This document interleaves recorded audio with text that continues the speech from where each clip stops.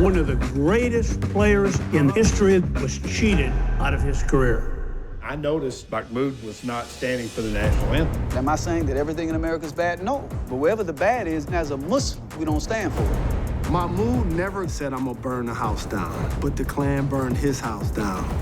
His willingness to take a stand, he should be celebrated for that.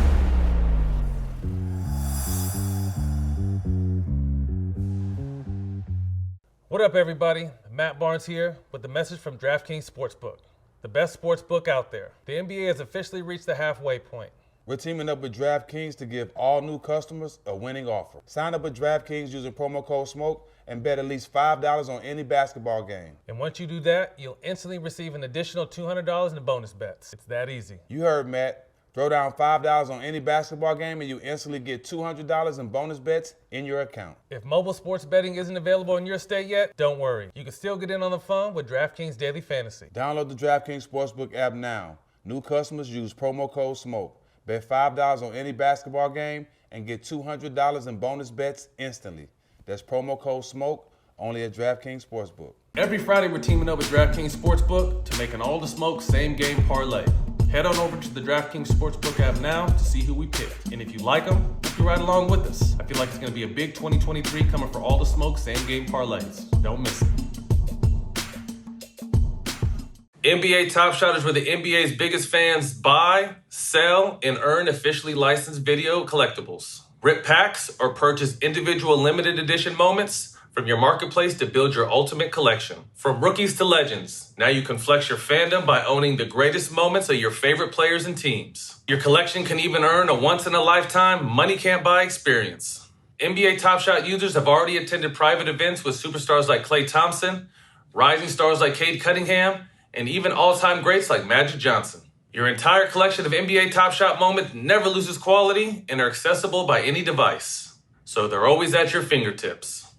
Rep your team, flex your fandom, and own the greatest moments from the NBA, exclusively from NBA Top Shot. Sign up today at NBATopShot.com and kickstart your collection with your first pack.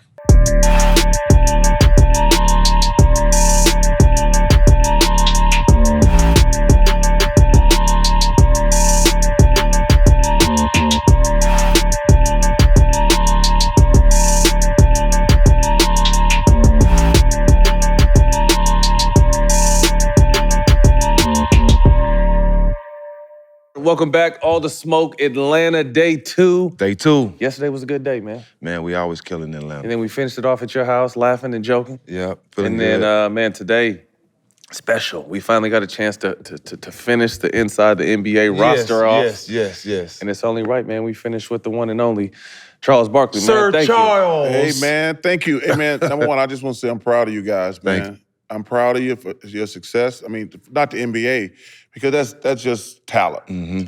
But you have to find a way to figure out, like, how am I going to make money the rest of my life? Right. So I'm proud of y'all, man. Keep doing y'all thing. And thanks for having me. You paving the way. Y'all had no big-ass Shaq in here? Yeah, Man. yeah, we had the Shaq. We had to have him at a sports bar because, he wanted to eat while we did the interview. Hey, man, is he the biggest 50-year-old kid in the history of civilization? I played with Shaq on the same. He was walking around naked, tackling trainers naked, fucking with like Shaq was a menace. But as soon as the ball went up, it all switched. Man, we can be walking around the studio, mind our own business. That big motherfucker just tackle for no reason. I'm like, yo, man. And he's not little neither. He's huge. First of all, he's the biggest human being in the world. In the world. In the world. But he got a pure heart, man. Oh, great I got guy. a great relationship with him, Chuck. I'm in court for a traffic ticket and I had something else in my car and I'm sitting there thinking, don't know what's about to happen. The judge, stand up, Mr. Jackson. He's like, give me a second. Like, this guy is Shaq on FaceTime. They dropped all my charges. Talking to the judge? Yes. The judge just said, hold up. But as soon as I sat down, he's like, stand up for a second. Didn't even say nothing to me. Called Shaq. He's like, this guy? And Shaq making a face on FaceTime, and they dropped all my charges. Shaq is the most random dude. Like, one day we stood in the studio. He's like, yo, say hello. I'm like, who? Say hello. It's Dr. Phil. I'm like, Shaq. Dr. Phil. He FaceTime at Dr. Phil. And then, one time, he's like, my man Ron, who's like the animal expert. And like he said, hey, say hello. And I'm like, who is it this time? It's Ron, the expert from down in Florida. I mean, he is the funny, like, Random. dude, how the hell you FaceTiming Dr. Phil? He all over the place. He all over the place. Yeah. Facts. Man, speaking of Shaq being a big human, you look good. We just noticed you said you finally got your 2 hips replaced. You're down about 50 pounds. Talk to us about that. Man, you know what? It's getting weird. I'll be 60, which is crazy. This year? Like, shit, next month, like a month. Nice. Not next year, this year, like in a month. Right. You know, I was talking to Dr. J recently, and he's like, yeah. 'Cause when I got to the NBA, him and Moses were like 35. We call him Gramps at 35. Right. Now I'm like, you know, me and my boys are like, yeah, man, you know, we're gonna be 60 like in a month. We gotta do something. That's a blessing. So, but my doctor told me, man, especially, you know, being black, we don't take good care of ourselves. When it, you know, obesity and diabetes and things like that is rampant in our communities. Yeah. And I had gotten really fat, to be honest with you. I just gotten out of shape just for just being lazy, first and foremost, because I was in pain all the time. I'm like, I'm tired of working out. Shit, I worked out my whole life. Right. And I just got tired. Then my hips got bad. And my doctor, he said, I'm gonna give you new hips. He said, but you gotta lose weight, man. He said, I see a lot of fat young people. I don't see no fat old people. He told me to get my ass in shape. So in the last few months, I'm down about right at 50, but I gained like 92. Wow. You know, because you can't do anything when you get those hips. So my goal in the next year, so realistically, I played at 250. I can't get there. So I was up to 350. So my goal is to get to 270. And 270, you don't drop dead, hopefully being 20 pounds overweight. But you could drop dead and get diabetes and high blood if you're like 60, 70, 80 pounds overweight. So right now I feel great. I'm down 50. My goal is to get to about 270, and get back to— Change your diet or just You work gotta out? change your diet. Okay. You know, I'm trying, like— It's tough. Well, you know, it's crazy. What's really weird, I only eat rice, corn, and potatoes, and clearly everybody tries to tell me those are starches, which I don't know what the hell that means. Me neither. Yeah, so I'm trying to eat Brussels sprouts. It's only 2 vegetables I really can stomach, to be honest with you. Brussels sprouts, because you can put like a little turkey bacon in them. Yeah. And roasted cauliflower.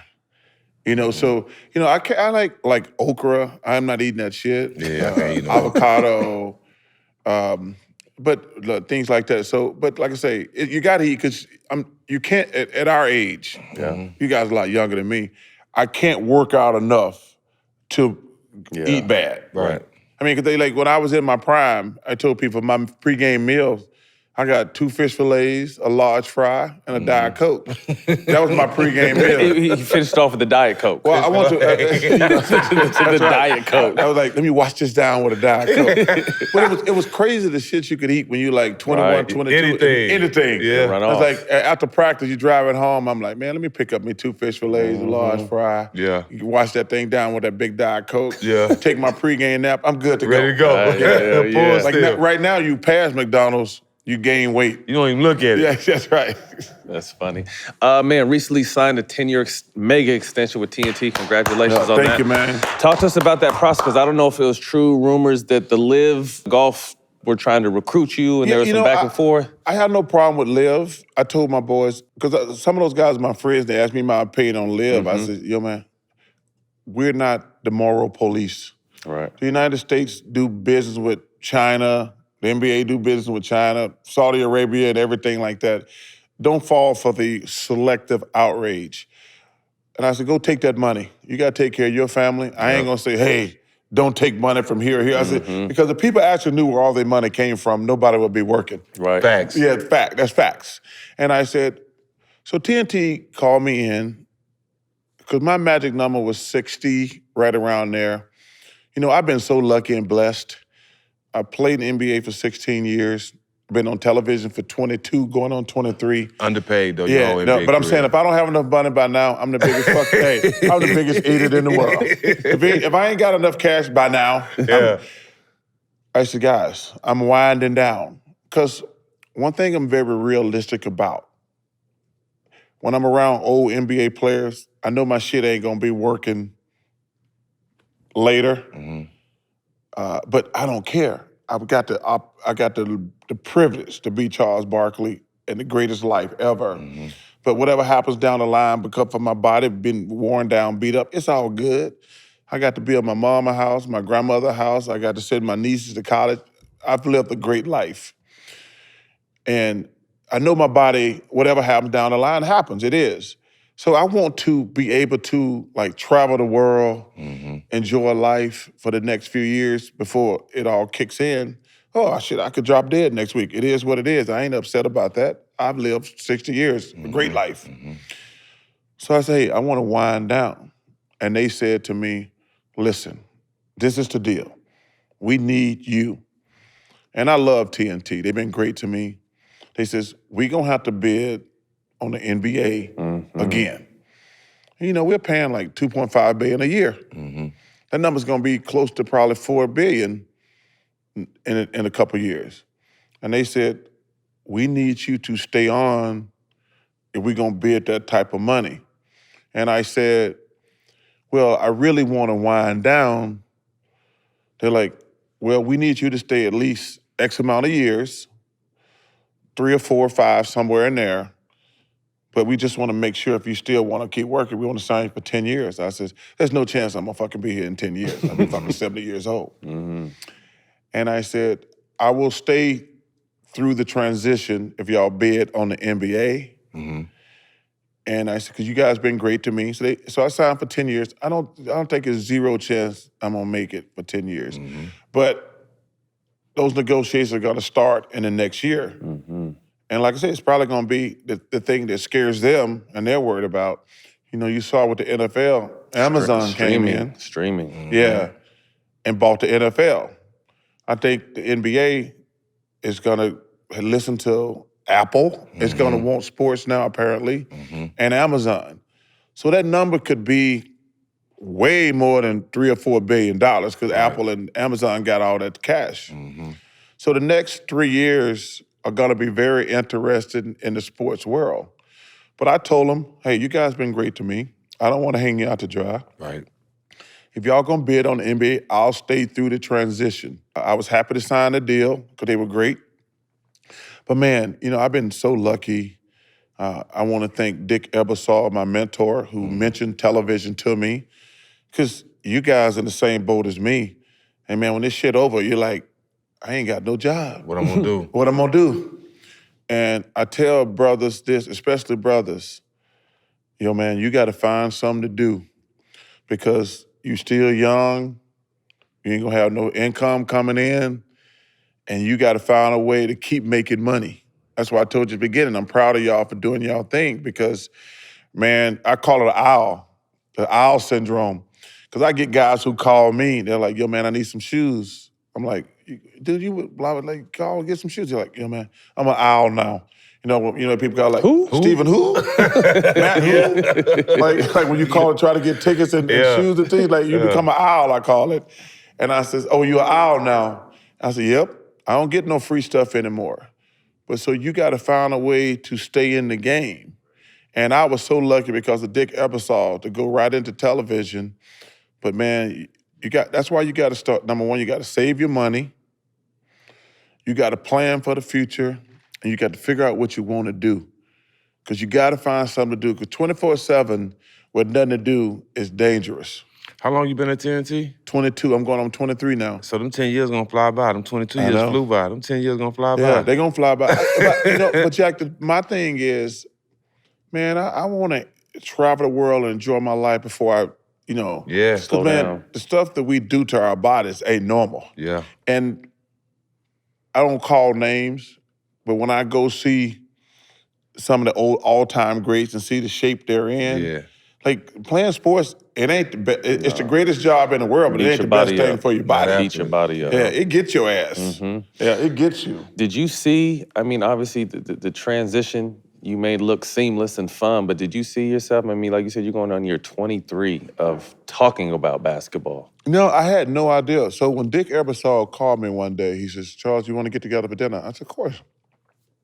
Because you guys, y'all probably remember, NBA started on NBC. Yeah. I tell people all the time, it's so funny being all these motherfuckers think there's always been, everybody had a cell phone. And They the think there's, internet. I'm so old, there was no ESPN when we started. We flew commercial. My first 3 or 4 years in the NBA, we flew commercial. Wow. I mean, that's how crazy, that's how long ago it was. And Dick Ebersol said to me, what do you think about going on television? I says, I don't know what I'm gonna do. I said, obviously I gotta play a couple more years, but I don't know what, he says, I think you'll be good on TV. He said, I think you'll be great on TV. He said, you're always gonna be in trouble. I'm like, what does that mean? He says, clearly somewhere along the way you made up your mind you were always just gonna be honest and deal with the ramifications. I said, well, that was actually interesting because when I first started becoming a star, I think I was at the end of my second year, my third year in the NBA. Because my first few years in the NBA, nobody talked to me. It was Doc, Moses, Maurice Cheeks, Andrew Toney, Bobby Jones. I was the rookie. Motherfucker didn't even mention me, didn't come to me. So, and those guys started getting older. And then at the end of my second year, I started having success. My third year, I think I made the All-Star team. And it was so they started coming to me, and I really wanted everybody to like me. And then I was like, I was trying to answer every question politically correct and blah, blah, blah. And I pulled Dr. J aside one day. I said, Doc, I'm having a hard time. He says, yeah, this is a very, and him and Moses probably were the two great influences for me, talking about like, Moses got me in shape. But Doc, he says, now this is a very slippery slope, trying to answer every question, like, and not make him or her not making them mad. And he says, it's impossible to do that. He says, so you're gonna have to figure out how you wanna handle this. He said, you can try to make everybody happy or you can be honest, but with honesty come repercussions. And I tried to do it the politically right way in the beginning, and then I was like, I'm still getting shit from other people. Right. And I'm like, I'm gonna be honest. He says, now, they're gonna be coming for you. You better be great at basketball, but you can get away with saying what you want to if you're great at basketball. If you suck at basketball and you honest, they're gonna come get your ass. And I'm like, okay, I better be great at basketball. So when I was sitting with Mr. Ebersol at that meeting, he says, what happened to make you be honest? He said, I tried pleasing everybody and I realized I couldn't. And you guys know it's impossible. Right. Somebody mad about something. Damn if you do, damn if you don't. Yeah, so I said, I'm just gonna be honest and straightforward. And people get mad, fuck them, they get mad. And I made that decision to just be a straight shooter. And he says, you're gonna be great, but you're always gonna be in trouble because people gonna get mad at what you say. And that was kind of the turning point in this whole thing. And like I say, people get mad, and I've lost friends, and people get mad, but I can say this, I've never said anything on television personally about a person. I look at the situation, I try to be honest, I try to be fair. I've criticized the good ones, I've criticized the great ones, I've criticized the bad ones, but I actually I can honestly say, I think I've been very fair, especially as a player. Even when I have to criticize a player, I try to be fair about it. That's really a kind of a common theme in the media right now. Obviously, former players transitioning, but then there almost being a disconnect between former players and current players based off what former players are saying. Is that sensitive players? Is that sometimes you guys feel like because you guys are greats that you can talk, Shaq calls it G14 classified conversation. Like, how do you feel that is right now? Well, number one, that's a great question. Today's players hate anybody who say anything bad about them. But the first advice that I left out of that story taken by Dr. J, the first thing he said to me, because I was pissed at some guys that said some things about me. He says, young fella, take a step back. He said, the first question is it true? I said, what? He says, when somebody says something about you, even if it's negative, it can be true. Right. You just might not want to hear it. Yeah, he said, he says, don't get mad every time somebody says something. Like, first of all, they're doing their job. That's the media's job. Like, there's some guys I hate, number one, who, everybody know I hate Skip Bayless, because I think he deliberately, when you're on television, it's a very powerful thing. Right. People in Idaho, Nebraska, South Dakota, Maine, Florida, Georgia, Tennessee. They're like, well, this guy said it on television. I believe it. So it must be. It must be true. So I'm very careful. Dude, I never talk about people's personal life. And, you know, and we've had some conversations about people's sexuality. I said, I don't comment on people's sexuality. I got plenty of gay friends. I got plenty of transgender friends. That's off limits. And I'm never going to answer no questions like that. But I said, I'm never going to get in their personal business. That's not our business. But my criticism, or if I said something positive, it's going to be 100% on basketball. Right. But there's guys I watch on television, I said, oh, he don't like that guy. You could tell with the emotion. You could tell, yes. I said, that ain't right. Your personal opinion should never matter. Should never matter. Right. And he said to me, when somebody says something about you as a player, the first question is it true? And these guys today, if they hear something negative about them, they just gonna react. And I don't get mad, but I never go back at them either. Because the way these lightweight media people, like they love when y'all go back and forth. Twisted, yeah. They love when you go back and forth. Yeah, so they looking for it. You see what Charles said about this guy? You see what he said back to Charles? You see what Charles said to him? I said, yo, man, don't get those lightweights no ammunition. That's the only talent they have. That's the only talent they have. And Jack, you know what's fun about it? They ain't never touched a ball in their life. Nothing. Can't dribble Never and shoot touched a gun. ball in their life. Right. You and KD kind of have an interesting back and forth. When you guys see each other in person, is it, how is that situation a relationship? Or is there one? He's always been cordial to me. I'm always going to be cordial to him. He's taken some shots at me, and I've taken. KD doesn't get. Okay, so what I said was, I said KD is a great, great player. He is a great, great player. He's sensitive, 100% sensitive. But what I said, and I stick by, I said KD is a great, great player. But he's going to have to win a championship without the Warriors to get the old heads' respect. And I said, and I used the analogy, I said, Kobe Bryant, one of the greatest ever, said, I had to win a championship without Shaq. Yep. LeBron says, I had to win a championship without Dwayne and Chris. The rules are already there. Just because you don't want to follow the rules, you can get mad and call me names. I'm just going to tell you, the way me and the old heads, and we talk about it, we're like, hey, KD's he's a really great player. But he's going to have to win a championship before we put him up here with these guys. And I said, Kobe Bryant has said it. He said, hey, I had to win a championship without Shaq. It's just simple. KD won a championship on his own. People just gonna look at him different. Totally different. That's just how it is. And I said, and he can get mad. He can call me names and things. I said, hey, KD. I said, and LeBron, as much as I love LeBron, I said, yo, man, we ain't gonna give you flowers until you win one without Dwayne. I said, you join them and y'all won. And he says, I had to win one without Dwayne. That's like, yeah, those are the rules. And you can get mad when guys say it, but those are the rules. It's like my rules. Hey, I'm in the Hall of Fame, but I'm in a different wing than the guys who won the championship. I mean, I'm still in the Hall of Fame, though. I know, but I'm saying though, Jack, hey, I understand. I understand the rules. Like, Charles are great. Karl Malone's great. Patrick Ewing's great.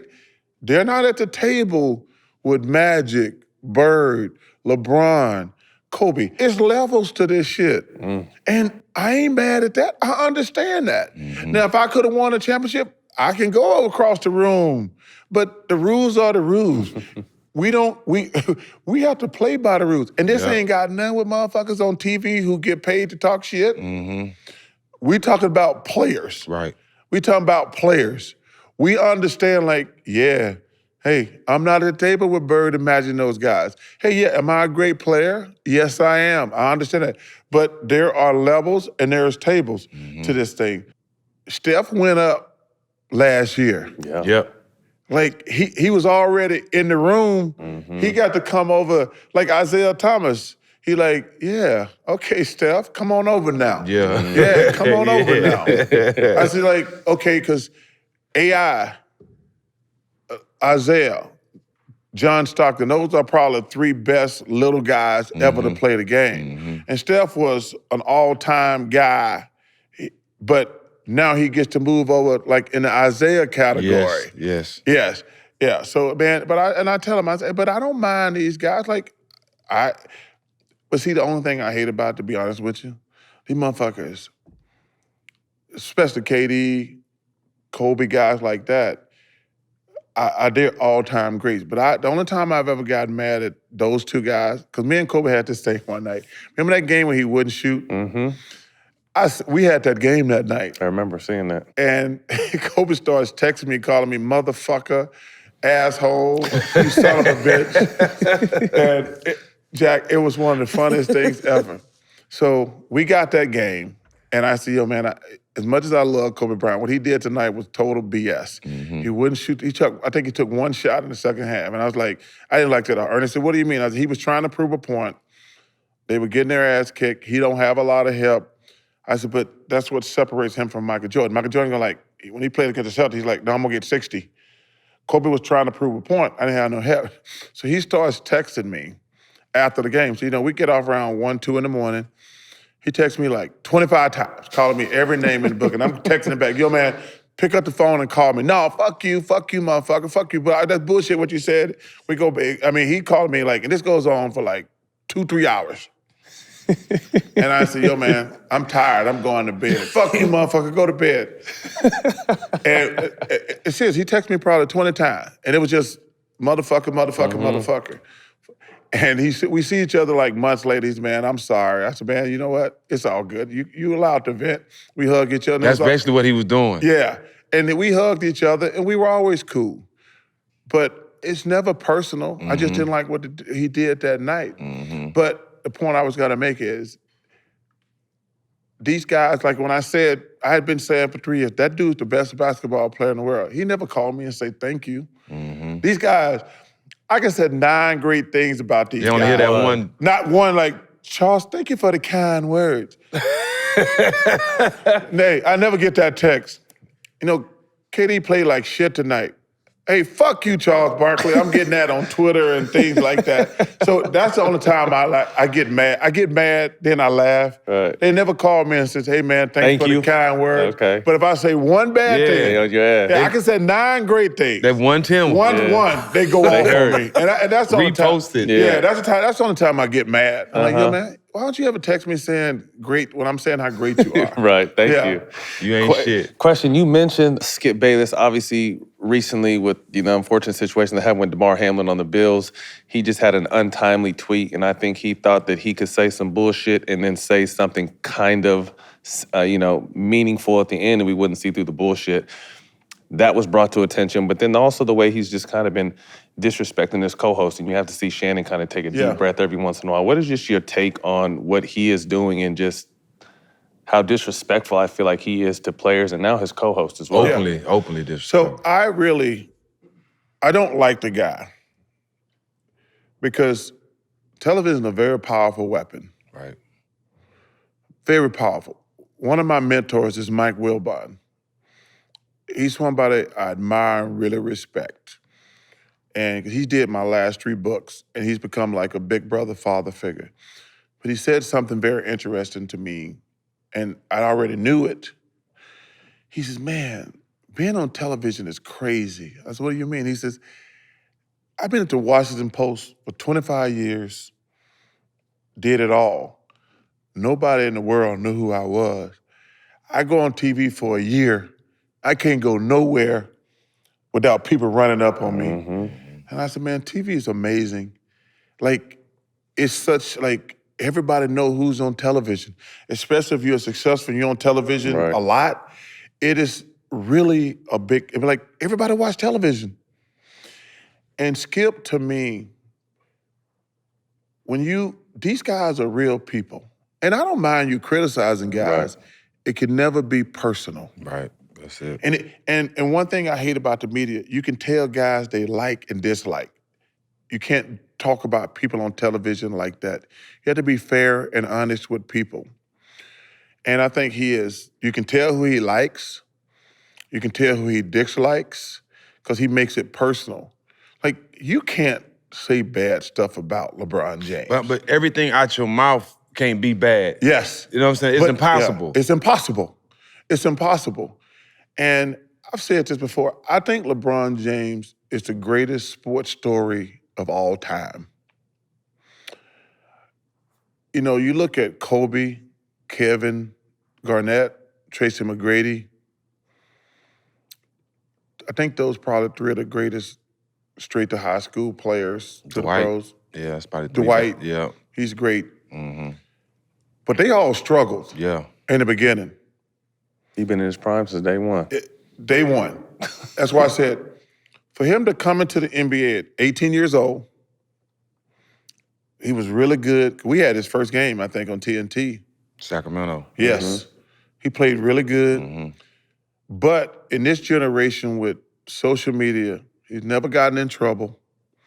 He's lived up to all the hype. Brought his boys along. Yes, I think it's probably the greatest story in sports history. I agree. Like, I'm like, to be the number one, be as good from 18 and never really get in trouble in this society where people are out to get you. Phones everywhere. Everywhere. I think it's probably the greatest sports story of all time. I mean, it's just amazing what he's accomplished, what he's did, and never gotten in trouble. Yep. But to Skip's disrespect toward him, I do not like it. Yeah. The way he's treating Shannon, clearly, hey, Tom Brady is the GOAT. We get that. We get it. You don't have to, like... Shit on your man. That's your man, though, right? You don't have to shit on Shannon like that. But first of all, this dude in the Hall of Fame, he won 3 Super Bowls. He was nice. He ain't chopped liver. Right. He ain't chopped liver. But he's been rewarded so much. For doing that. Yeah. The way he has made his money and made his living, I have a problem with it. Because, man, if you make it to the pros, you're a hell of a player. Period. I tell people, hey, is everybody LeBron or KD? No. But that number 12 guy on an NBA team, his journey is amazing. Yeah, his story is amazing. If you get to be one of the best 400 basketball players in the world. And less than 5,000 to ever even play in the game. Yes. And, man, I love these guys. That little stupid ball has given me every single thing in my life. I ain't never had no real job. And don't want one. Don't want one. Don't want one. Hey, I admire these dudes who go, men and women who work 9 to 5, and they're doing it for $27,000 a year. With a smile on their face. And I'm like, damn, I admire you, but I don't want that shit. I want to dribble that little stupid ass ball up and down the court. Easier, yeah. I want to stay in the Four Seasons in the Ritz-Carlton. I want to travel the country. I tell these guys, man, we the luckiest dudes in the world. By far. Whenever I get ready to kill over, I just want to be able to say, thank you, big fella. I can't believe this. Yeah, for real. I like, man, because of that little stupid ass ball, I don't see in the world. I remember one time I was sitting at the White House with President Obama. I was like, because my hometown only got a couple thousand people. I'm from Leeds, Alabama. Shout out to Leeds. A couple thousand people. And growing up in the projects, I'm thinking like, I ain't even thinking about sports. I only started playing basketball because I wanted to go to college for free. Never thought I was gonna make it to the NBA. And I was like, sometimes when I go home and visit, I was like, man, I grew up in that project right over there. And I'm like, because of that little stupid ass ball, I'm like, I can't believe 60 years later. And I was just sitting there looking at him, I'm like, wow, this is crazy. A little kid from Leeds, Alabama is in the White House. And I got one of my most prized possessions is, and I was laughing. He said, Chuck, you ever been in the Oval Office? I said, oh yeah, we go there all the time. And I said, Mr. President, hell no, I ain't never been to the Oval Office. And there's a picture. He says, let me show you the Oval Office. And you know, he always with a photographer. And I didn't even notice the photographer, to be honest with you. A month later, it's a picture, got on my wall, cherish it. It's me and him standing in the Oval Office. And I can say, I didn't even notice the photographer eating up his ass. He's like standing back, taking pictures with the president. And President Obama sent me this picture of me and him standing. And I remember getting a text from all my friends telling me like, yo man, we so proud of you. I'm like, what the hell are you talking about? They're like, yo, man, there's a picture on the internet of you and President Obama in the Oval Office. I said, I haven't seen it. And it came like a month or two later. And when I got the picture, I'm like, damn, man, this is so crazy and awesome. My little hometown, seeing me in the Oval Office with the President of the United States, a black president of the United States, with all the racial bullshit that's went on in Alabama. Yeah. They're like, a black president, you in the Oval Office from a town of a couple thousand people. It was amazing. Yeah. It's amazing. And since you're speaking on Leeds, how difficult was it growing up there, you know, during the Jim Crow era and all that, while you was trying to figure yourself out as a kid? You know, it's interesting. We didn't even feel any of that, to be honest with you, because it's so small. But now that I look back, Jack, shit is crazy. And you don't even know it because you kids, we don't know. Because that's like, we didn't even know we were poor. It's the norm. Yeah, like we didn't even know we were poor. Yeah. Because Everybody everybody else is poor. Yeah. But the shit is crazy now that I think about it. Man, we had a black and a white homecoming queen. Really? Yeah. Wow. That's my first time hearing that. I never heard that. Oh, seriously. And the shit that's crazy, you're like, I guess they didn't want no drama. Yeah. They didn't want no drama. You think? I mean, like I say, I can't prove it. Yeah. But they're like, no, we're gonna have a black and a white homecoming queen. Yeah, yeah. What's crazy? Like, dude, we're taping this here in Atlanta. It was a controversy, like, in the last couple years. Well, the kids wanted to have one prom. And some of the parents like, hell no. Wow. I mean, so racism exists, always has, always will. Yeah. And you just have to deal with the BS, as I call it. But like, these kids like, yeah, we don't want this shit anymore. We're gonna have one prom. And some of the parents are like, no, we're not. And that was right here in Georgia. Stuck in their ways. They stuck in their ways. But so, a couple things about Leeds. It was a great place to grow up. Even though all hell was breaking loose in Birmingham, we're about 20, 30 minutes from Birmingham. You know, we had the church bombing in Birmingham. Selma's right up the street. Right. Montgomery's right up a couple hours away. My grandmother told me about it later, but we didn't know. I mean, because trust me, we got the rabbit ears on the TV, so you're not really getting world view. Right. But my grandmother, the greatest person ever in my life, she made me learn who Nelson Mandela was. She made me learn who Dr. King was. She made me make me learn who Medgar Evers is. She was such a great woman. But the one thing she always talked to me about was race. She says, now listen, judge people. She said, because there are a lot of great white people out here. She says, you don't grow up believing it's us against them.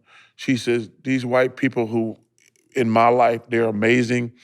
And that was really important, like, because there are a lot of black people who are full of shit, who like, they're black, but they're not helping our race. And there are a lot of white people out there who are helping our race. I actually learned what was really cool for me. There's a great civil rights hero named C.T. Vivian, who passed away in the last couple of years. When I was doing my documentary on race I did a few years ago, he says, now Charles, I want you to remember something. I know you're trying to bring the races together.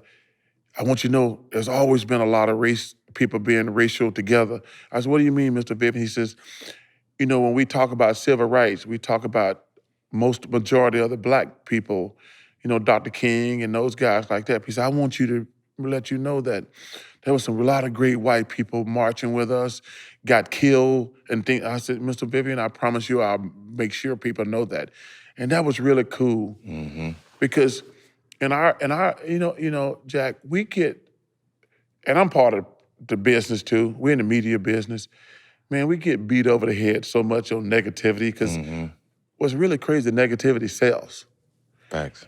You know, me and Ernie were talking about, me and Ernie have a podcast, and we were talking about DeMar Hamlin. And I said, man, I was so touched by, I think they've up to about $7-8 million now. It was 10 million. It's 10 million. Close to 10. I says, man, there's so many great people out here.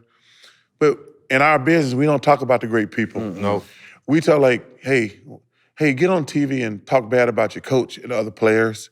We'll put you on TV. I'm like, but and unfortunately, that's the world we live in the media.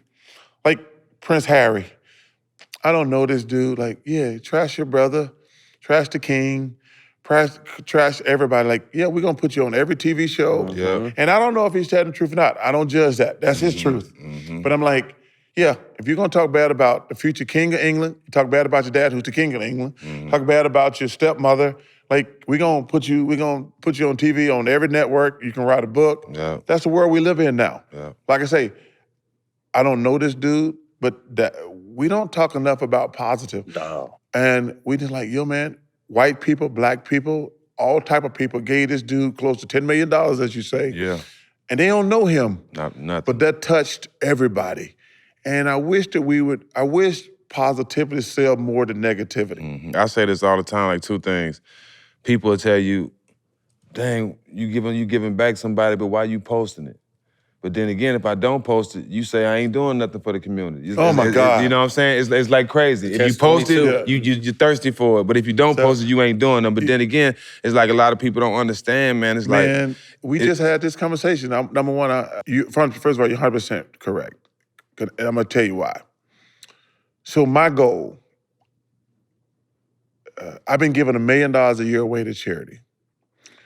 So I started out at my high school because I want the kids to go to college. Then I went to my college, Auburn. War Eagle. Then War Eagle, brother. Then I did Wounded Warriors. But the last 8 years, I've did HBCUs. And I just did another one about 2 weeks ago, and Kenny says, Ernie, can you repeat that? He says, yeah, Chuck just gave another couple $1 million to Jackson State. Jackson State and Bethune-Cookman. Shout out to Reggie Theus, who's the head coach there. And Kenny says, can you repeat that again, Ernie? He says, yeah, Chuck just gave his $8 million to a HBCU. He says, Chuck, why don't you tell people? I says, I want to do it because I want to give back. He says, and that's the problem. Chuck does all this. He don't tell anybody. I said, yeah, if I tell everybody, they're going to be like, Chuck always bragging about how much money he get to charity. Exactly. So I don't tell anybody. You still get shit. Yeah, he's like, he don't do shit for the black community. I said, yo, man, I'm not, as I tell my daughter, I said, let me tell you something. Don't you ever give these idiots power over you. If somebody said, like, I'm going back, way back, when she's a young kid. Shout out to my little grandson, just became a grandpa. Oh, congratulations. You know, Ernie and Clark Kellogg, two of the greatest people I've ever known, said, man, being a grandpa gonna be the greatest thing ever happened to you. I'm like, yeah, okay. And I'm like, yeah, it's gonna be good, I know. I called both of those guys. I said, y'all right, man. This is the greatest thing ever happened to me in my entire life. Shout out to Lil Henry. It's the most amazing thing that's ever happened to me. Number one, to see my daughter as a grown person. But the point I was making was, I told her, if somebody criticizes you, says bad things to you, you just keep walking. You keep doing great in school, you'll be a great person. You already broke my heart when you didn't play basketball. I like, right, me too. Dude, it was so crazy, Jack. My daughter went to Villanova and Columbia. She's a great person. She's a really nice person and a great person. She's a great wife and a great mom. Really proud of her. But I gotta tell you something, man. So my daughter, when she was like 2 years old, she was like 6 feet tall. And I'm like, I'm gonna have the best female basketball player in the world. I can't wait to teach her shit. I says, I'm gonna send her to the best camps. I'm gonna work with her during the summer. I'm all pumped, 6 feet tall, 4, 5, 6, 7, 8, 9, 10. I'm like, come on, girl, be a teenager so I can teach you all my shit. Finally, she become a teenager. I said, hey, you ready? We start playing. I don't think she liked basketball. He said, I don't think she liked basketball. Maybe this ain't it. And I'm like, Christiana, when those girls get close to you, pop them. Dad, I might hurt them. I said, yeah, that's the objective. I'm bigger than they are. I'm like, yeah, that's an advantage. Mm-hmm. You're like, okay. Okay. Hey, can we get together after school today? Yeah, of course, Dad. What are we gonna talk about? I said, you like basketball? Oh, Dad, I don't like sports. Yeah, right there. What do you mean? I don't like sports. Okay, just be a good person. I love you. You're the greatest. I love you. Go in the room. Hurt. I don't like sports. I like basketball. And after I cried, I got over it. And I said, and I told my friends, I said, yo, man, my daughter just crushed me today. She told me she don't like sports. And I said, but you know what? She's a great person. She's a straight-A student. I'm proud of the woman she is. But man, I was like, I'm writing down notes, teaching her the jump hook, the up and under. I'm gonna work with her on her footwork. She's like, oh, Dad, I don't like sports. It was brutal. I got 5 girls, so I know the feeling. You stay at home for school, Auburn. Yes.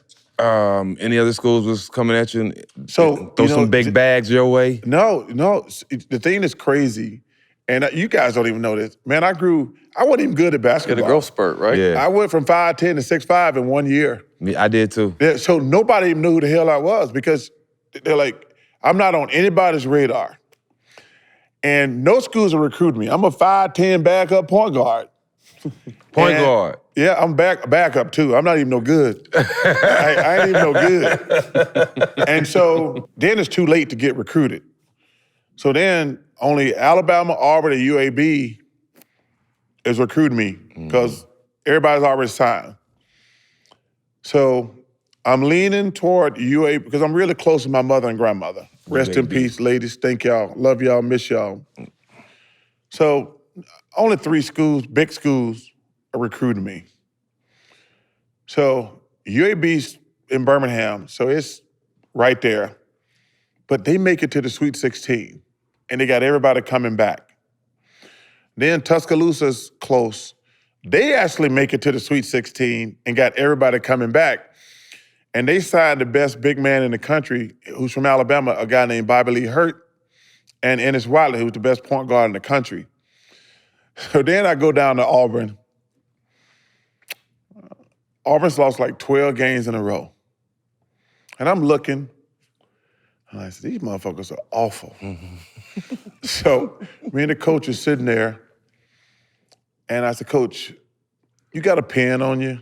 You know, people bug me, saying hello, sign a couple autographs, blah, blah, blah. I said, Coach, you got a pen on you?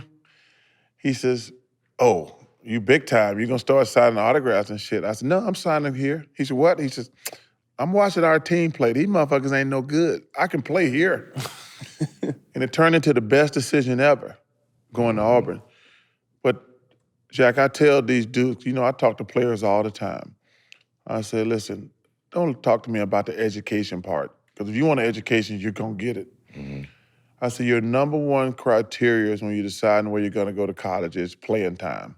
I said, because if you go, especially if you go way somewhere away, if you don't get to play, it's gonna be a miserable experience. Domino experience. Yeah, it's gonna be awful. Your schoolwork's gonna suck, but you're gonna be homesick.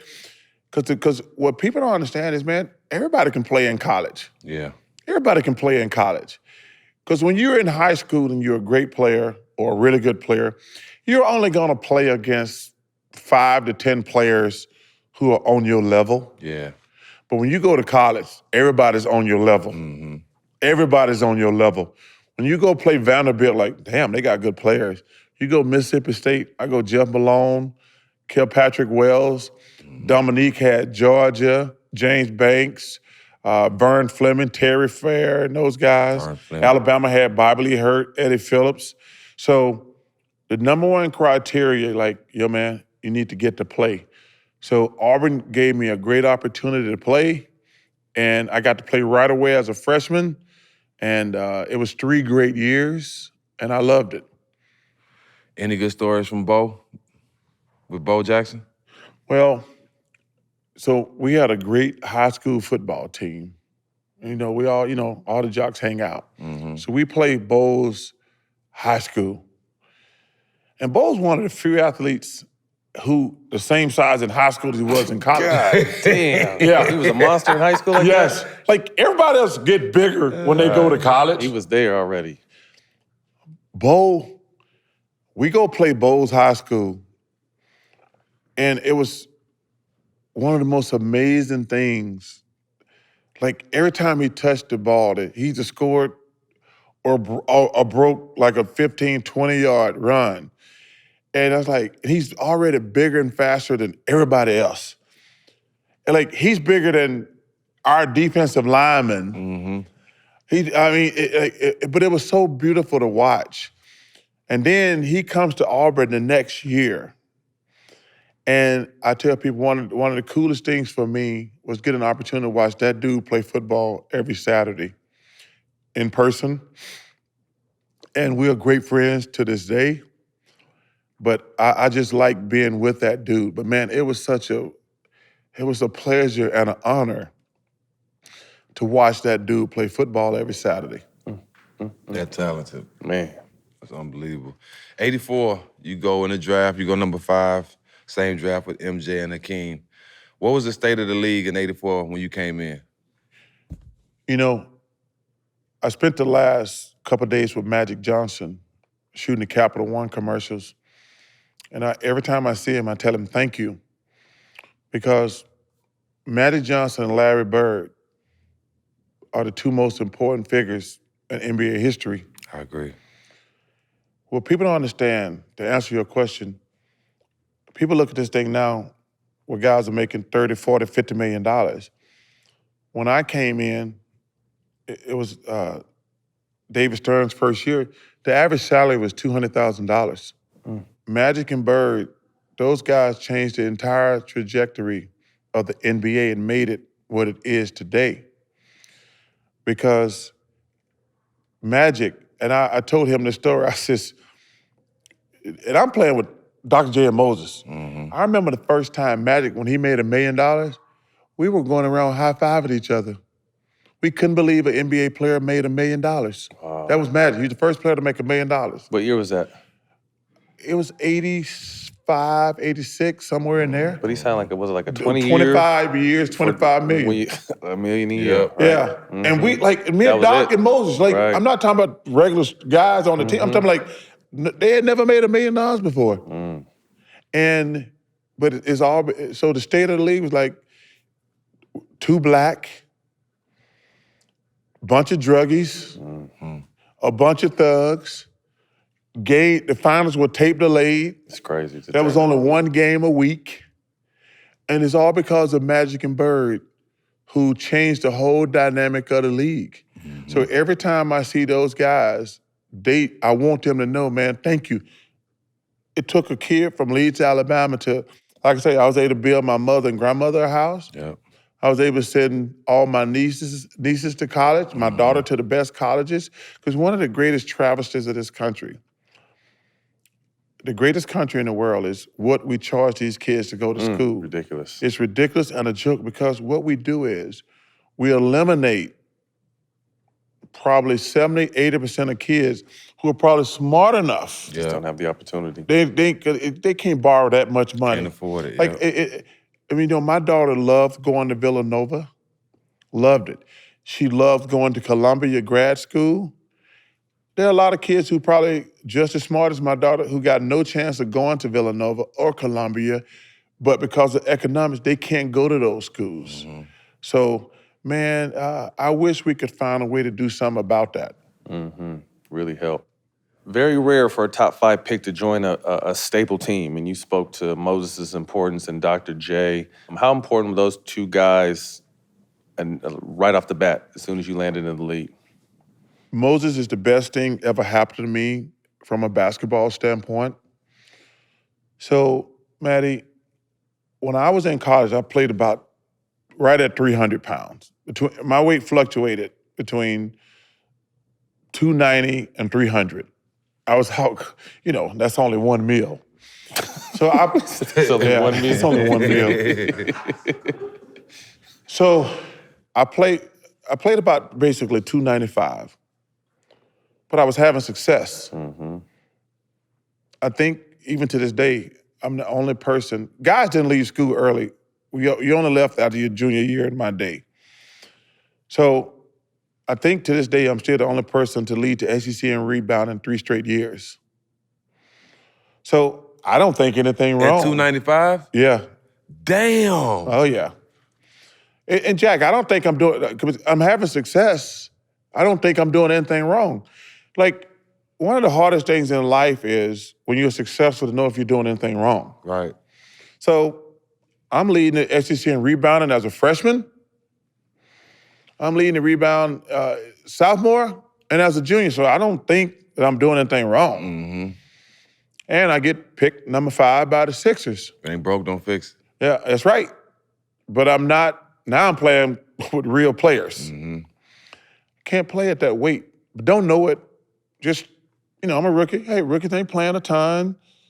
I'm playing some minutes. But then I'm not getting no quality minutes. And so me and Moses happen to live in the same building. Moses lived in the penthouse. I live on like the 6th floor, if I remember correctly. And I said, Mo, can I come see you tonight? And he said, sure. And I called him Dad, even to the day. And one of the most bittersweet things, his family knew how close we were. I got to to do the eulogy at his funeral. I love that dude. So I go up, I said, Big Mo, why am I not getting to play? He's, oh, young fella, you're fat and you're lazy. Plain and simple. I'm like, what? He says, you're fat and you're lazy. He said, Charles, can't play at 300 pounds in the NBA, young fella. You're too fat and too lazy. Can't work hard at 300 pounds. And I went downstairs and cried, not gonna lie. But he says, you wanna lose weight? I come meet you before practice, I meet you after practice. I said, please. And this dude says, and he did it in a way, it's how smart he was. He did it in a way, he says, let's lose 10 pounds. Together. Yeah, he said, let's lose 10 pounds. He met me before practice, met me after practice. I get to 290. And I noticed, like, even at 10 pounds, I'm like, I can work a little bit harder. He's okay, let's lose 10 more. I'm like, okay. I get to 280. Now I'm actually getting to play. He says, let's lose 10 more. Now I'm at 270. Now I'm really getting to play. It's not because I can work. I mean, 30 pounds is a lot. Get to 260. Now I'm starting. Now I'm really can work my eyes out. He says, I want to try something. He says, let's get to 250. I'm like, okay, shit working, I'm good. I get to 250. Now things are really starting to take off. I actually got to 240, but I said, but I don't feel strong. He said, 250 is your weight. Wow. But he was so smart. If he had told me to lose 50 pounds, I was like, there's no fucking way I can lose 50 pounds. There's no way. And I lost the 50 pounds, and the rest is history. But for that guy taking me under his wing, first of all, he was already one of the best to ever do it. For him to take a little fat kid under his wing, it changed my whole life. It changed my whole life. So that's why I call him Dad. And what was really crazy, I just saw him at the Hall of Fame Friday. And as I always did, I gave him a hug and told him I loved him. And we hung out and had some fun at the Hall of Fame. That Sunday, I had to fly to LA the next day to shoot a commercial. I land in LA. I got 100 messages.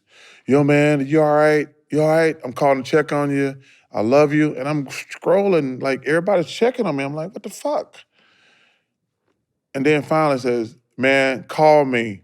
They had found him dead that morning. Because I'd been on a plane for like 5 hours. And I was so upset. I just stayed in my room the whole day because I didn't want to be friendly to anybody. We weren't shooting a commercial till the next day. I stayed in my room. I called my close friends. I said, man, this is such a fucked up situation. So apparently he had went home to do his regular charity golf tournament, and he didn't show up. And they found him in his hotel room. So I guess he died in his sleep.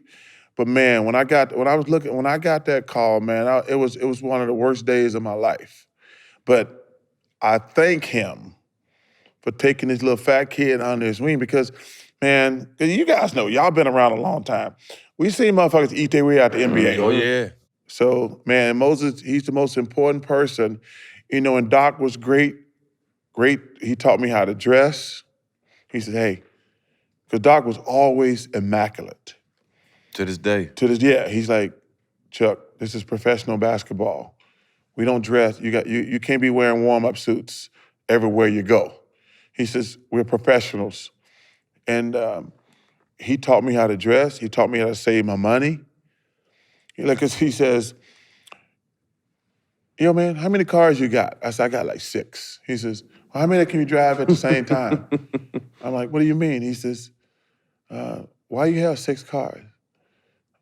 And I couldn't give him a good answer. He said, Charles, everybody know who the fuck you are.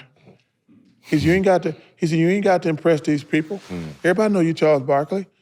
He said, son, take those cars back. You need 1 car. If you want 2, that's fine. But them other ones, take them back. He said, son, this money got to last you for the rest of your life. He says, I know you think you're going to play basketball a long time. He said, basketball is going to be this shorter window of your life. Yep.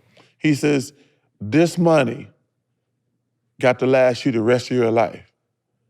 And that was a great lesson. I tell these young guys, yo, man, you don't need, but Herm Edwards says it all the time, you don't need but 1 house and 1 car. Now, if you want to splurge and get 2 cars, that's fine. But you don't need more than 1 house and 1 car. This money, it's got to last you the rest of your life. You don't know how long you're going to live. And like I say, TV saved me because I would have been broke, probably.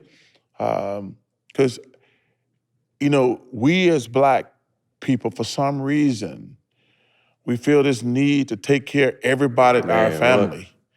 And Grant Hill's mom, one of the greatest ladies I've ever met in my life, gave me the best advice and I never listened to it. We were at the 96 Olympics, actually here in Atlanta. And Grant had just signed, like she's one of the greatest women, we just lost her, but she's one of the greatest women I've ever met. And she was telling, me and her and Calvin and Grant were having dinner at the Olympics. And she says, yeah, me and Calvin got to go back to work tomorrow. I said, wait a minute, Grant just signed, because I think Grant was the first person to sign a $100 million deal. And I said, Grant just signed for $100 million. Y'all gonna work? She said, Charles, sit your ass down. She says, let me tell you this. Do not take care of your family and all your friends. Do not do that. You're gonna end up broke, but you know, she said it's worse than, she said, it's gonna ruin every relationship you've ever had. And I said, what do you mean? She says, number one, if you start giving your family and friends money, they're never gonna stop, never. But she said the worst thing, the first time you tell them no, they're gonna hate you. Yep. She says, if you've given them $5 million, the first time you tell them no, they hate your ass forever. She was 100% correct. And I said, well, first of all, it's too late. I'm taking care of everybody. And she says, if you can share my vision with these young Black kids going forward, tell them they don't have to take care of their entire families and people in their neighborhood. That's no written law. If you want to do something nice for somebody in your family, That's different. That's you. But you don't have no moral obligation to take care of them forever. And man, I tell all these young Black kids, man, you don't have no moral obligation. Like if you want to do something nice for your mom and dad and whatever, or your brothers and sisters, nothing wrong with that. But to have them on the payroll and all your friends on the payroll, Yeah, that's crazy. That's crazy. There's a reason 80% of professional athletes go broke. That's it. But for some reason we feel just like, yeah, I gotta take care of everybody. No, you don't. Fuck that shit. Straight up. Jack and I always talk, going back to your 2 vets early on, the importance of having veterans in the locker room. I think the NBA is so young now that if you can't play, there's no use. And we speak to, for every reason you just spoke on what they did for you, the importance of vets in the locker room. Even if they're not contributing on the court, they're contributing so much off the court. What are your thoughts on that? First of all, you are 100%. I've said that for the last 30 years. Every NBA team should have a Udonis Haslem or somebody like Andre that. Iguodala. And I'm even talking Iguodala. And I'm even talking, fuck the basketball part. That's Right. gonna take care of itself. Life. These dudes don't know, that, first of all, we don't even know how to handle a checking account. Yeah. You know, we need, like, the thing we just talked about, like, yo, man, why you got 10 guys with you all the time? Why are you taking care of 10? Why are they always with us? Yo, man, go buy some suits. I remember, I tell you the story about Dr. J, him and Maurice Cheeks and the guys, and I'm a rookie. I'm still wearing warm-ups everywhere. They take me shot today. What you doing today? I'm like, nothing. I get to hang out with y'all. They're like, we're going shopping. They take me to Boyd's store. Boyd's is a famous clothing store in Philly. They're like, Chuck needs 10 suits, 10 sports coats and slacks. They set me up and looking in the mirror and shit. Maurice and the guys are just sitting back there looking. Yeah, okay, that's nice, that's good. Bill comes, it's like $32,000. I guarantee you, ain't nobody, my mom, my dad, my grandmother, ain't nobody in my house ever made $32,000 a year. Bill, it's $32,000. They're like, pay the bill, young fella. I call my agent. I'm like, wow. I called my agent. I said, yo, man, I need $32,000. They're like, what? I said, the vets took me shopping. They told me I'm dressing like a college kid. So they made me buy like 10 suits, 10 sports coats, jackets and slacks. And like, yeah, that's the right thing. But stuff like that. Right. They're like, you know, and at that time we were flying commercials, so we're in the airport. But Doc and all those guys, they're always immaculate. But you are 100%. And you know, now they're getting to change the rule back. We're going back to drafting high school schools, players. yep. A high school player don't know what the hell he's doing. Right. You know, they don't know how to eat. Like, now, the shit was funny in the day, and it was funny when I said it on camera. Those 2 fish fillets and large fry and Diet Coke I ate, probably shouldn't have been eating that shit. Probably should not have been eating it. Like, yo, man, go get a healthy meal. I would tell a young guy, now I know you can get the 2 fish fillets and a large fry at 21, 18, 19. That shit ain't gonna have no effect upon you.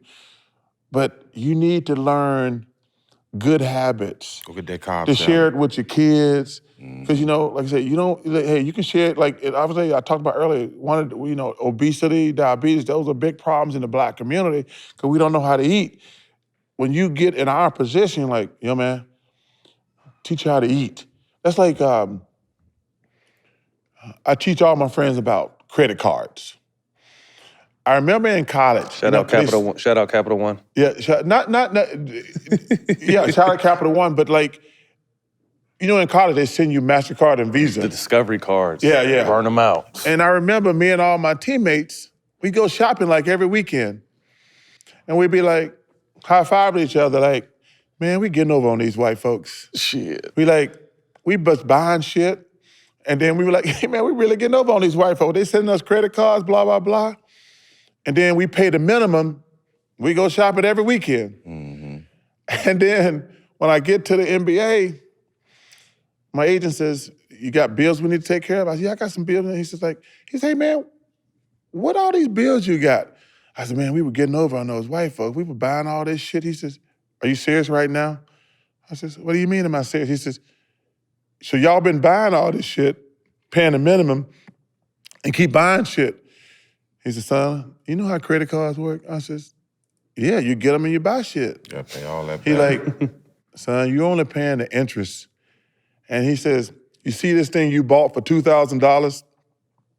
At the rate you going, you're gonna be paying like $22,000 for it by the time you're done. And I remember, I said, what? He says, yeah, this is how they get poor people. They give you a credit card, you pay the minimum, and you don't ever end up paying it off. But by the time you pay it off, you paid like 3 times what it originally cost. And I said, you need to go meet with all my college teammates. Because, man, we've been doing this shit the whole 3 years I've been in college. And stuff like that, a vet like, yo man, Don't be using, Right. like, you don't even know that. And you can teach that to your family. Yeah, and so that's to go back to your point, like, every NBA team should pay a veteran, like, hey, all our conversations are private, but I'm gonna teach you about life. Yeah.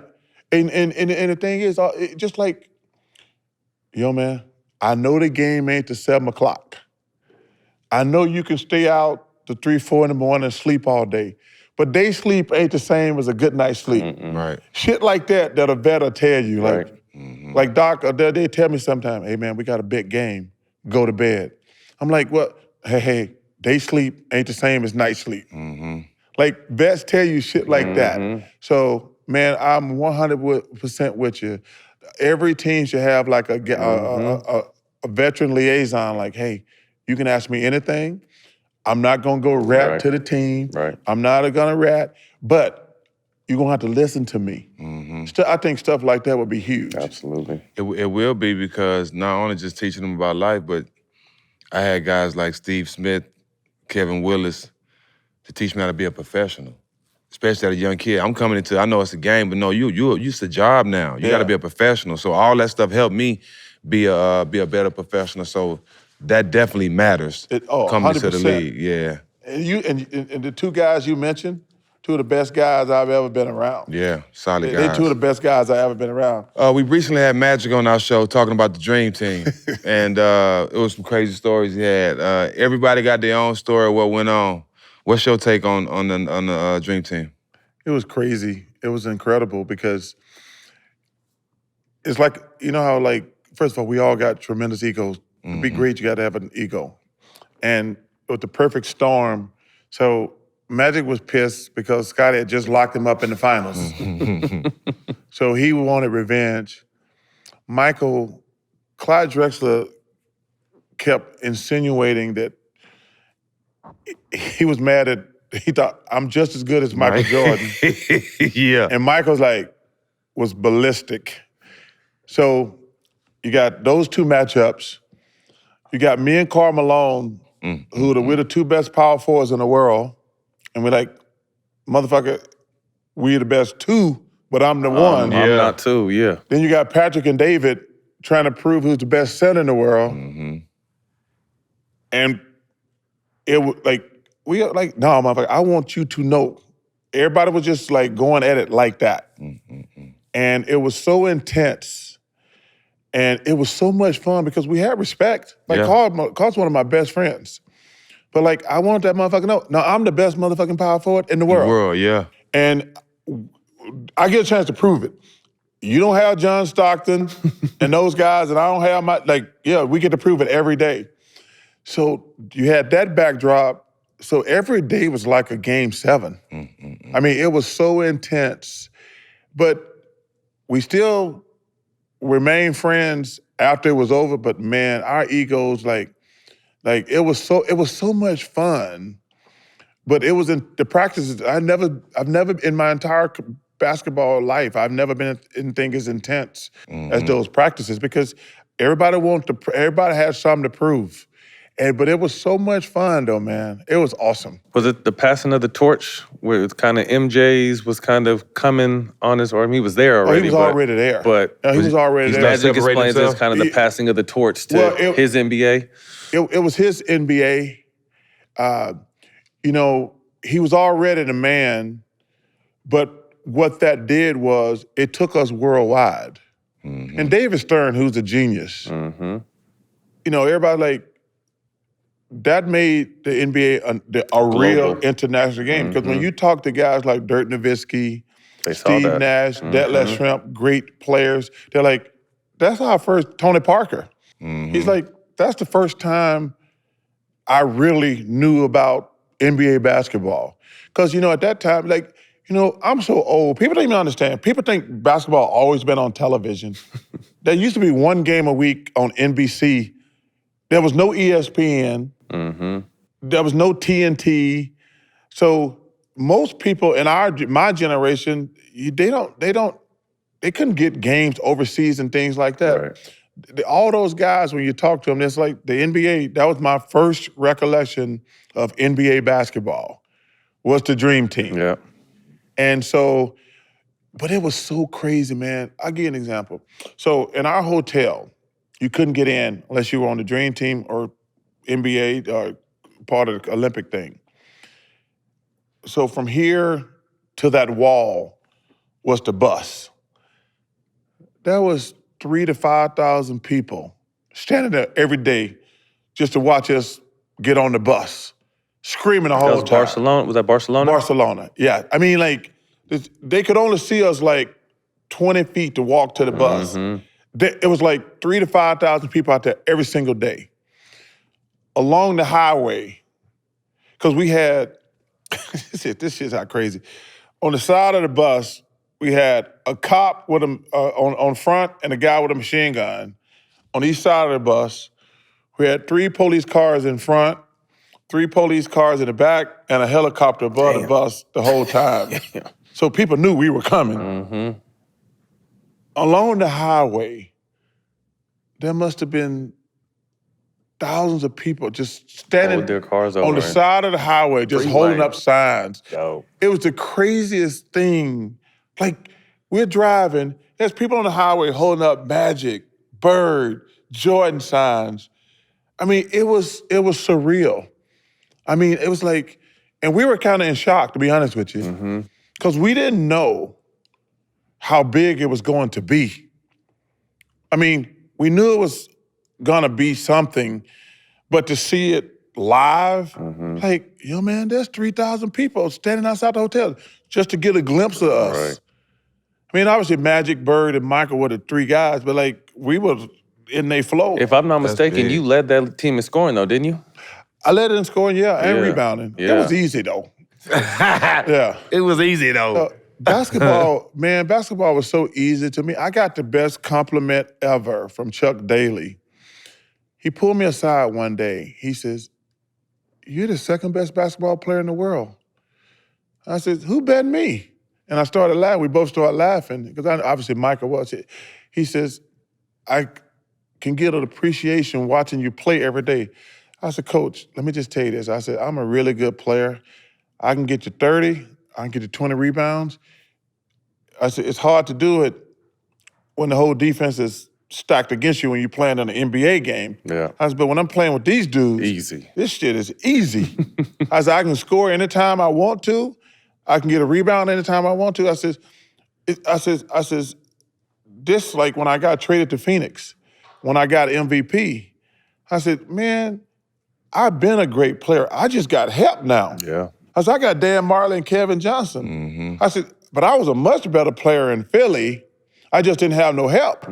I said, but my first year in Phoenix, I said, wait, y'all giving me Dan Marley and Kevin Johnson and Ced Ceballos? Oh yeah, we good.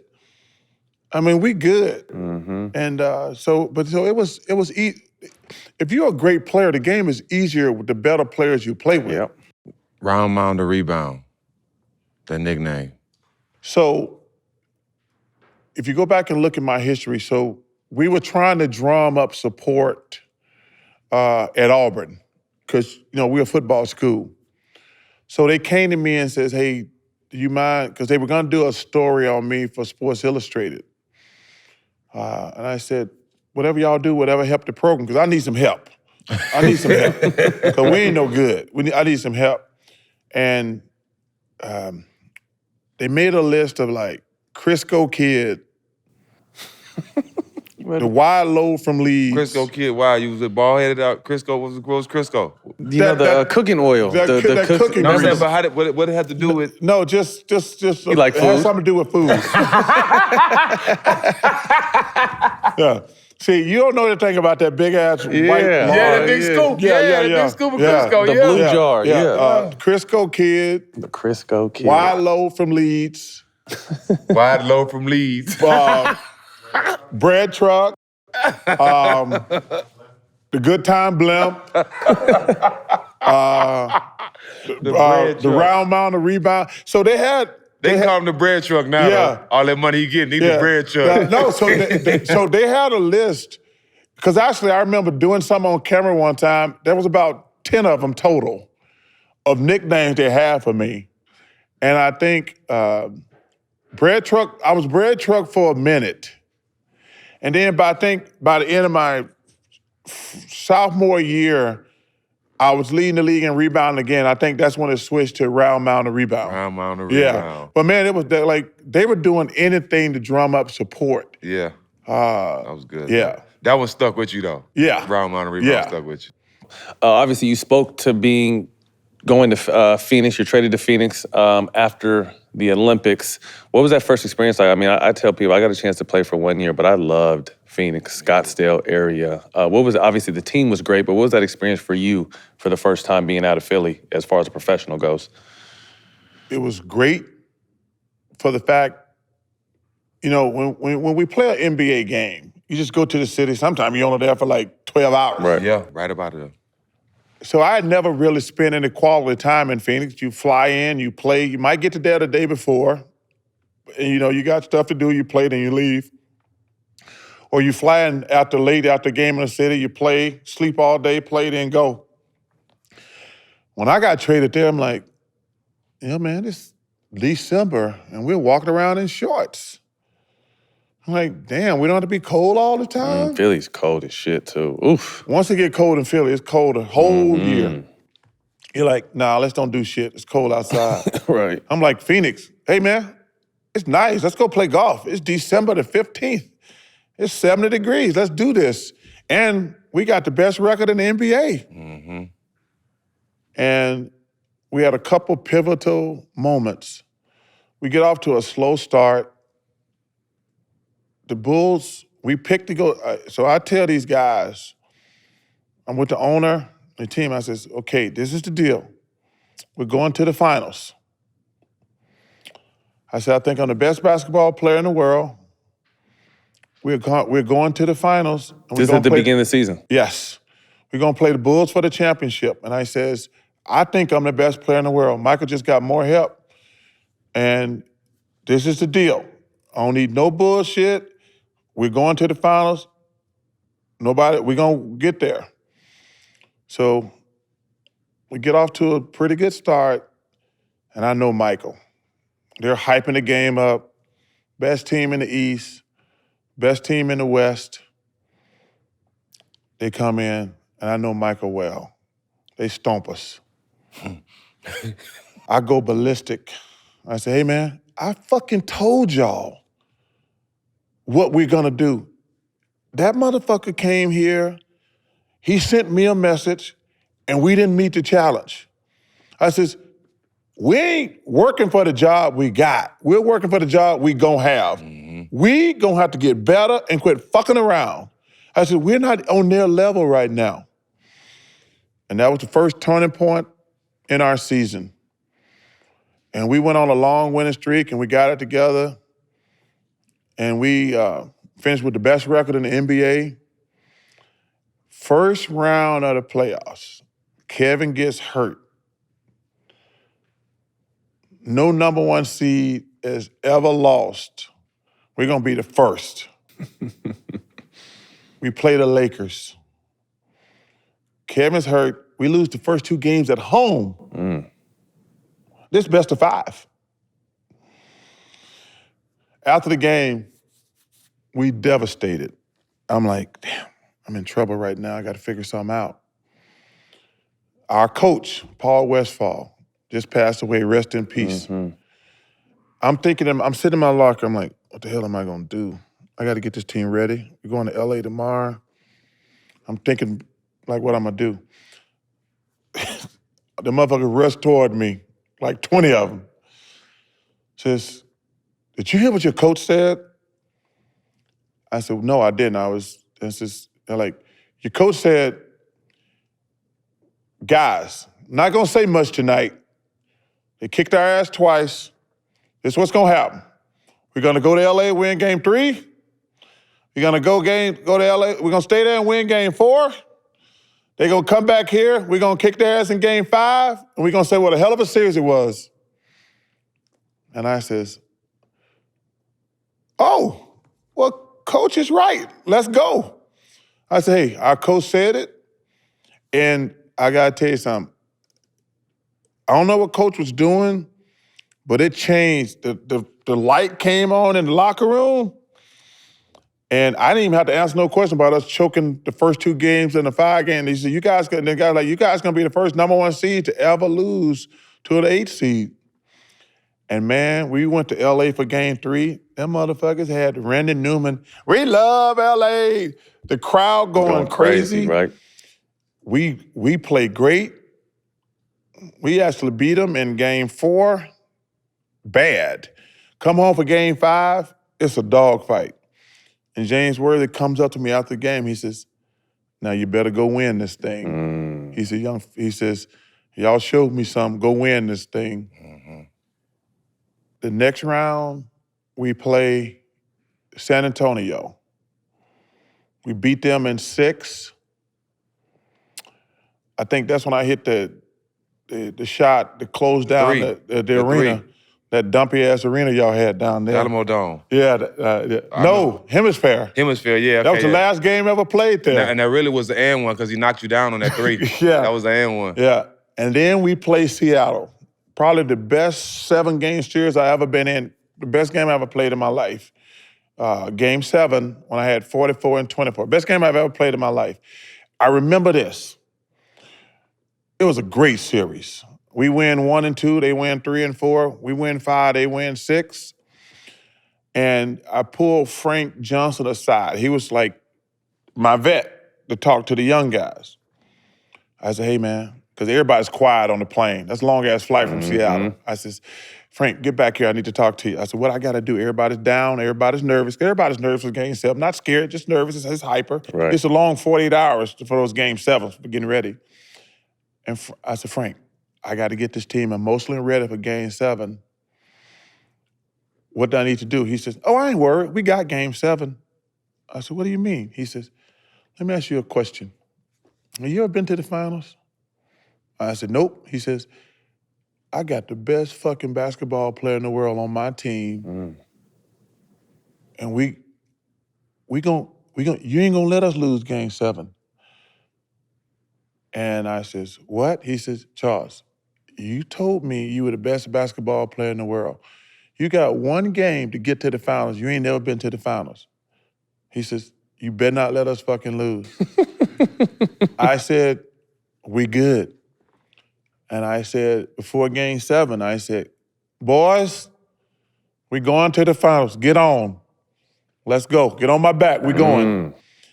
And that I ended up playing the best game. You said 44 and 24? 44 and 24.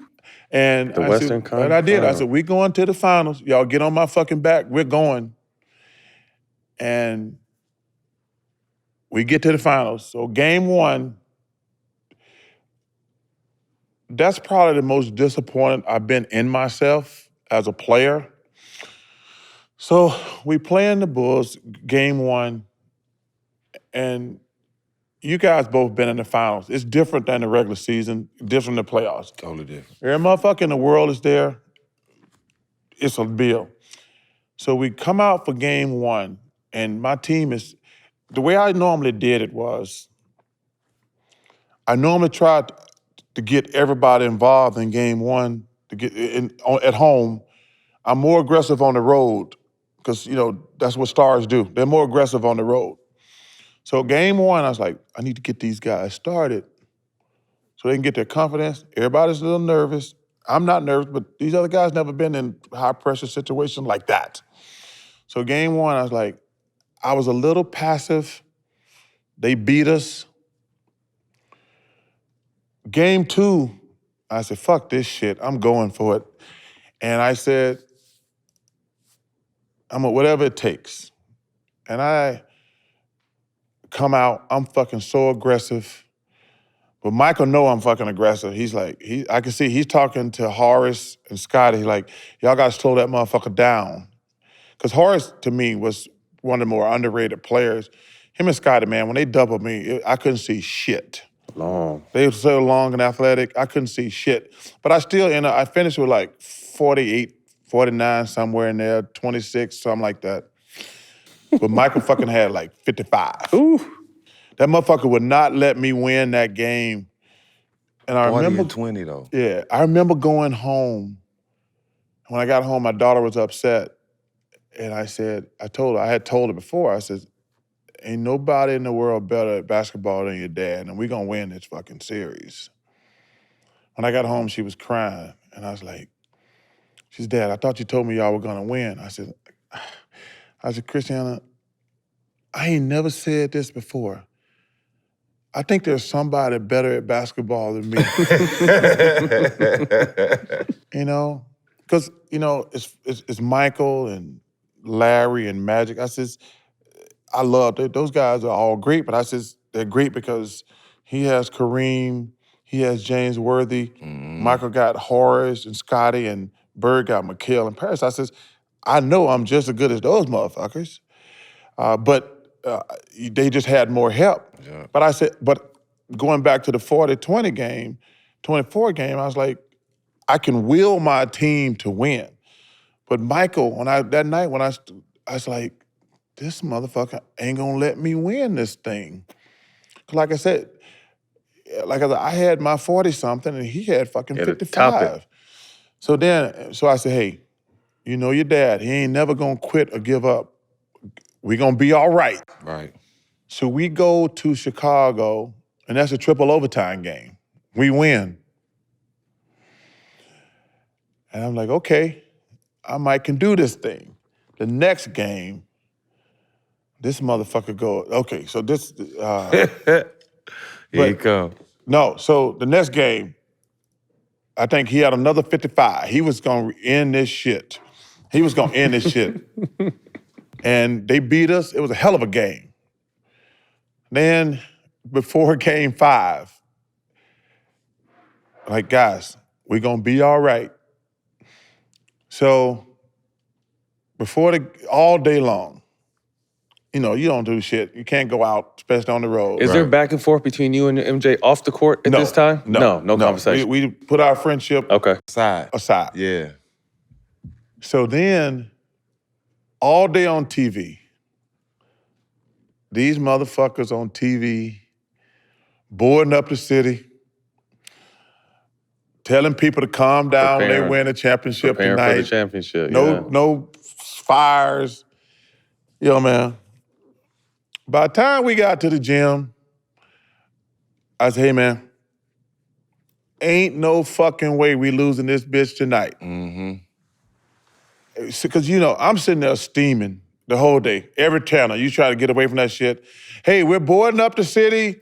This weekend, the championship route is going to be here. Would y'all please behave? That's when it was 2-3-2, right?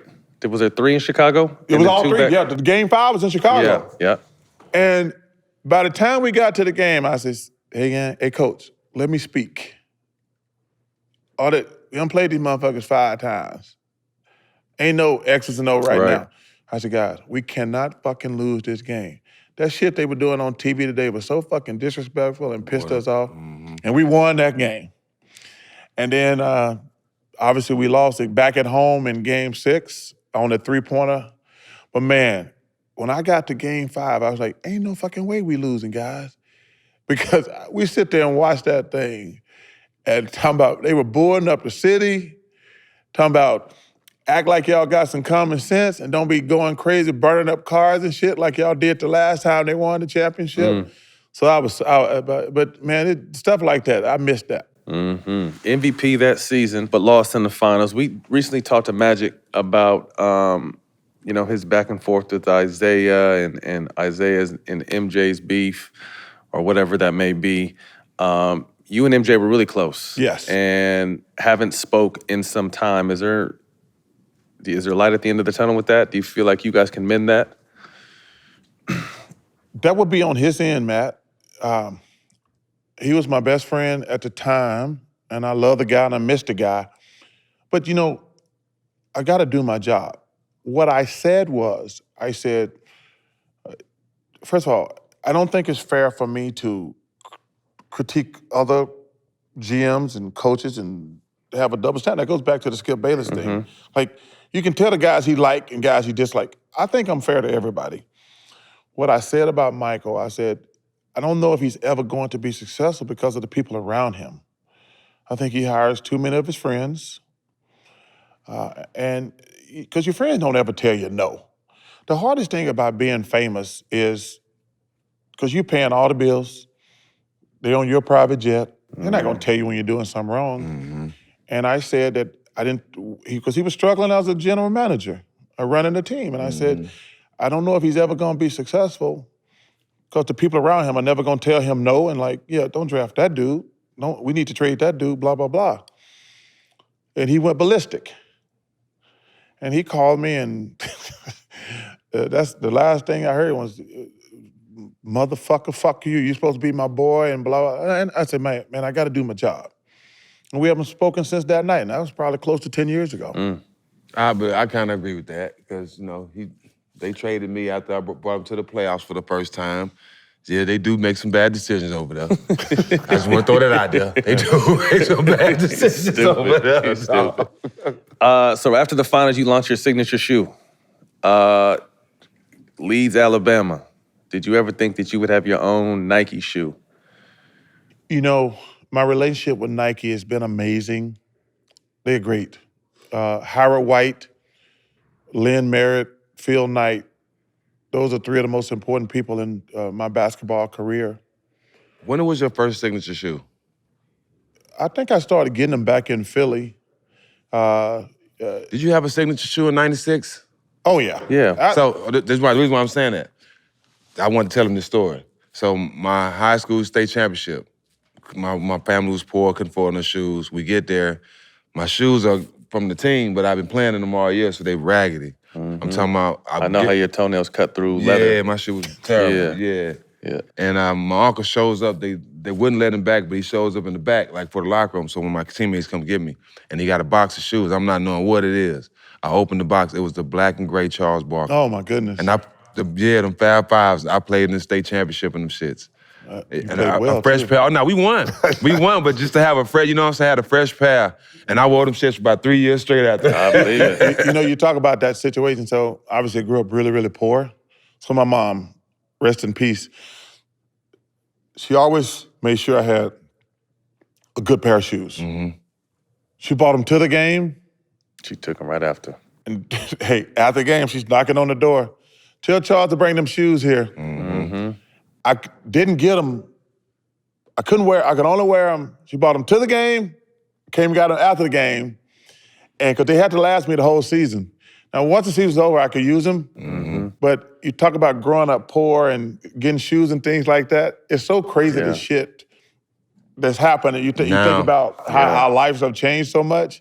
I mean, I'm sitting there thinking like, I tell that story like, yeah, my mom used to bring my shoes to the game. Like they had to last the whole season. And she came and got them right after the game. And I didn't get them back until, so man, some of this stuff, you think about our lives now. Yeah, I'm sponsored by Jordan now, so. It's so crazy, isn't it? I mean, it's just a crazy. Blessings. A blessing. Blessings. I tell people all the time, man, I got the honor and the privilege to be Charles Barkley. It's such a blessing. Yes, it is. So the Fab Five, obviously one of the greatest college teams ever, decide to wear your shoe and continue to kind of really entrench it in the culture. What are you thinking as you're seeing, you know, these young black kids in Michigan and their new style and they're wearing your shoes on top of it? Yeah, you know, it's crazy. They were such a phenomenon. They were such, you know, it's kind of like I get to watch March Madness now. I used to watch it a lot when I played because it's just great. And now I get to broadcast March Madness. And I tell people, everybody should go to the Final Four one time in their life. There's two things you should do in your life if you like sports. Final Four, Saturday, and the Olympics. My job at the Final Four is one of the craziest, coolest things I've ever got an opportunity to do. But also, the Olympics, man, no, TV doesn't do the Olympics justice. You go to the Olympics and to the Final Four, but to see those young kids, I mean, man, what they accomplished will probably never be accomplished again. To get to the finals 2 years, to the Final Four 2 years in a row with the same group of freshmen and young sophomores, boys, right? I mean, it's incredible. I mean, well, obviously now because, you know, kids leaving so early, it'll never be done again. But it was incredible. Your famous line, "I'm not a role model," came around that time. Speak to that. Probably the most important thing I did on eloquent enough verbally all the time. So that was a big deal for me. So, part of our job, we get to speak to kids a lot. So we still have too many segregated schools in this country. So, especially in Philly, we speak at a lot of different, and I think players should always, at least probably maybe even once a week, go speak at a school, because these young black kids especially look up to us. And so, but what I was noticing was, when I would go speak to I always talk to kids about education, because one thing we need to value more, especially in the black community, is education. I think we get so enamored because most of the famous black people that know are rich because of sports or entertainment. Or music, yeah. They don't realize that most people have to get a real job. Right. So my thing is, when I was going to these schools, I said, well, how many of y'all want to play sports? And I noticed at the black schools, pretty much every kid raised their hand. And I was like, oh, that's interesting. But when I go to a white school, I said, well, how many of y'all want to play sports? Only about 10% raised their hand. I said, what do you want to do? I want to be a doctor. I want to be a lawyer. I want to be an engineer. I want to be a teacher, a fireman, policeman, things like that. So I kind of started paying attention for like a couple years. I said, guys, we got too many black kids think they can only be successful through athletics and entertainment. They don't think they can be doctors and lawyers and engineers and shit like that. And I said, we need to do something about that. And so I meet with Nike. I say, I got this commercial I want to make. They're like, you're fucking nuts. They're like, you're fucking nuts. And I said, no. It says, you're gonna get killed. I said, that's fine. I can handle it. Dude, I play in fucking Philly. I thought my name was Charles Barkley, you motherfucker, for like 5 years. There's nothing, I'm not gonna be offended or upset by anything like that. And he says, are you sure? I says, I'm positive. So I made the commercial. Obviously it blew up and craziness. And I said, and I went on to explain what I was trying to do. And it turned into a real positive thing. And in fairness to Nike, they came back to me later and says, hey, we were wrong. 90% of our letters we got was so positive on that commercial. Dope. And I says, all I was doing was trying to start a debate, because I've got to get these black kids to stop thinking they can only play sports to be successful. Right. And like I say, I just wanted to start like a debate, and it turned out to be perfect. Because I'll be 45 in April. You're a role model to me. So. Absolutely. Thank you, I appreciate it. Absolutely. But I think these young brothers, man, and sisters, like, we can be doctors and lawyers and engineers. Anything. But they don't think that. Right. They don't think that because they don't see it. They don't see that. The only famous, they see how much money we make, and they see us jocks and entertainers. I'm like, y'all do know we got black doctors, right? We got black lawyers, judges, we got black engineers, judges, but they're not in their neighborhood. Right. Yeah. Gotta see it to believe it. On your way out the league, you get a chance to go to Houston and play with Clyde and Hakeem. What was it like playing with those two? That was very difficult for me, to be honest with you, because I really didn't want to leave Phoenix. So the Rockets called me on the phone. One of my friends worked in the front office, Robert Barr, worked for the Rockets. And he says, hey man, if we trade for you, are you gonna want a new contract? I'm like, man, what the fuck are you talking about? He says, the Suns are shopping you. I said, the Suns ain't fucking shopping me. I'm the only player we got. And I said, dude, the Suns are not shopping me. He says, Chuck, let me ask you a question. If we trade for you, you want a new contract? I said, dude, I got a contract. He said, are you gonna hold out for a new contract? I says, dude, stop it, son. And he's a good friend of mine. I called the Suns. I said, hey man, are y'all shopping me? Like, nah, man, you're the only player we got, blah, blah, blah, blah, blah. I'm like, okay. 3 hours later. That's crazy. Charles, are you gonna want a new contract if we trade for you? I said, yo man, I talked to the Suns. Ain't nothing going on. Ain't nothing going on. Charles, I'm gonna ask you this for the last time. Are you gonna hold out or anything if we make the trade? I'm like, yo, man, no. Because at that point, I knew they were full of shit, the Suns were. And they made the trade. And I had to make the best of it. I enjoyed playing with Hakeem and Clyde. I hate that we were all over the hill. And we had 2 good years where we lost. I think we lost in the conference finals 1 year. I got hurt 1 year. Yep. I got hurt 1 year, and then we lost in the conference finals. And I always want to thank Rudy Tomjanovich, because my last 2 years, I couldn't play dead. He treated me great. He treated me great. You were dealing with back issues, right, around the time? I just couldn't jump anymore. Yeah. I was old. But he treated me great. And I went to him. I said, Coach, can I come off the bench? He says, you sure? I says, I'm not sure. I'm fucking positive. But I couldn't play. But they treated me great, which is all you want as a player. Because I was winding. It was the end of my career anyway. And I wasn't gonna leave no money on the table. I said, y'all, I ain't gonna say leave my last 2 years. I said, I can't play, but I'm gonna finish these next 2 years out. But I really appreciated Rudy and the Rockets treating me with class. Yeah, it gave that championship feel back to Houston when you came, even though y'all didn't win. Like, it was good times, you know. I enjoyed the city, too. I enjoyed it. Yeah, it was a good time. They got some good restaurants there. It was a good time for the city when you was there. What are your biggest observations of the season so far? Home stretch, we about to almost done. Yep. It's awful basketball. I hate to be the old get off my lawn dude. Nah, I'm with you. It's awful basketball. No defense. No defense. And it's become a three-point shooting contest. And the only thing that bothers me, and people are like, oh, you just mad because you didn't play. I said, no. There is strategy in basketball. To just go to the gym saying, we're just going to jack up threes all night. And if we make them, we win. If we miss them, we lose. And the only thing that bothers me, I said, hey, all you motherfuckers can't be good three-point shooters. Right. I said, wait a minute. If you're a good three-point shooter, all y'all motherfuckers ain't Steph and Clay. Right.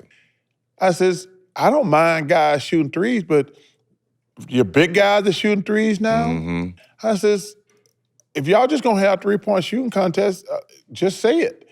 I said, the big guys don't post up anymore. Joel Embiid's the best big man up there with Joker. I said, they're the only 2 guys who post up realistically. I said, but I says, hey, y'all play how you want to, but if y'all just gonna go out and shoot threes all night, that's fine. I will tell you this. I said this the other night on the show. I got zero idea who's gonna win the championship. It's hard to tell. I said, Denver's gonna finish with the best record because I think they got the best team, but you're gonna need a dog. You're gonna need a dog at some point.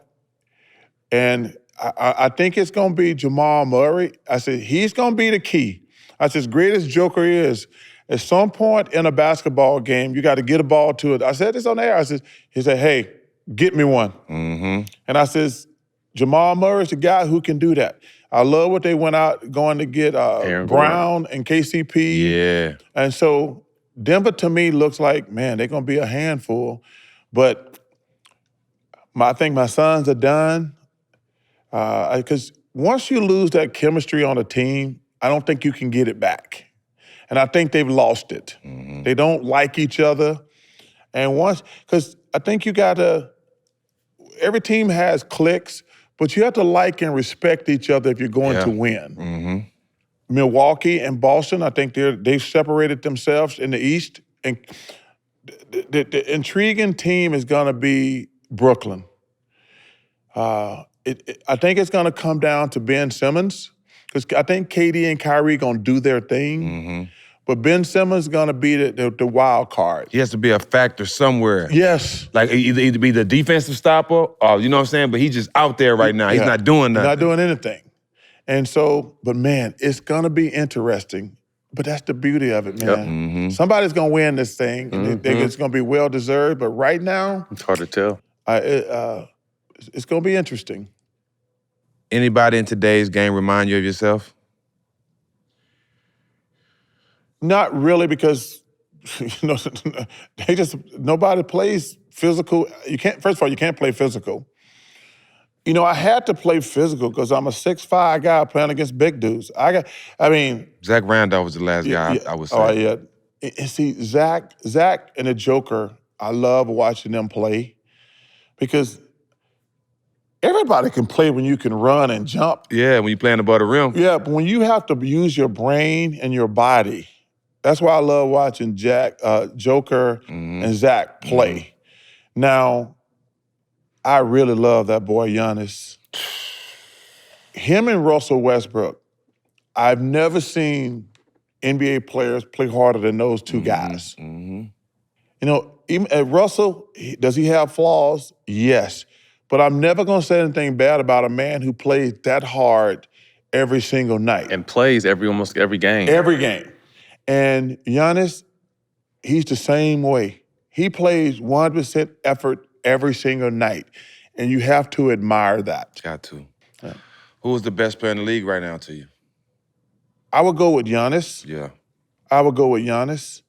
KD is probably the best offensive player, but Giannis, but Joker's ridiculous. I mean, that dude is ridiculous. That's the last two MVP winners. Yeah, I mean, he is ridiculous.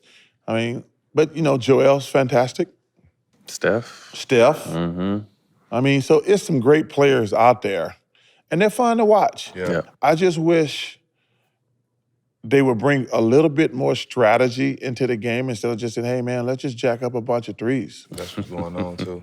Quick hitters, first thing that popped in your mind, let us know. This is going to be a big one to put you on the spot. Top 5 all time. Who's in your top 5? Michael, Oscar, Wilt, Kareem, Bill Russell. Those are your top 5. Kobe, LeBron, Tim Duncan, Hakeem, Jerry West. Those are my top 10. And then you got Magic, Bird, Shaq. Steph is right there in that vicinity. Elgin Baylor. His top 10 was nice. Can any current player crack the top 10 by the time they're done? In your top 10, in your opinion? Look at that face. No, that's a great question. Yeah. Steph is knocking on the door.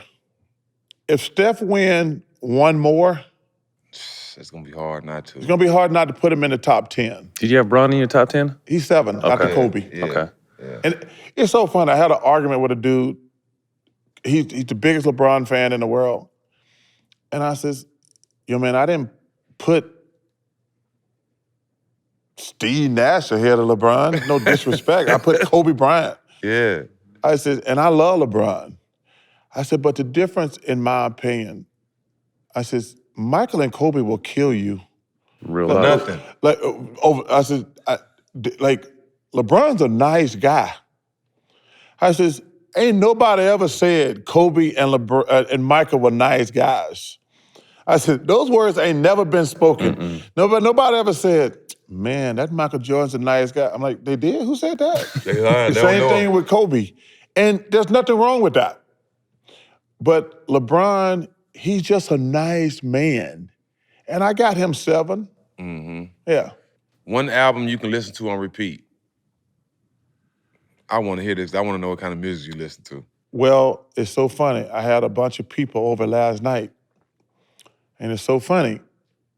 Chuck D gave me a vinyl about 1.5 years ago.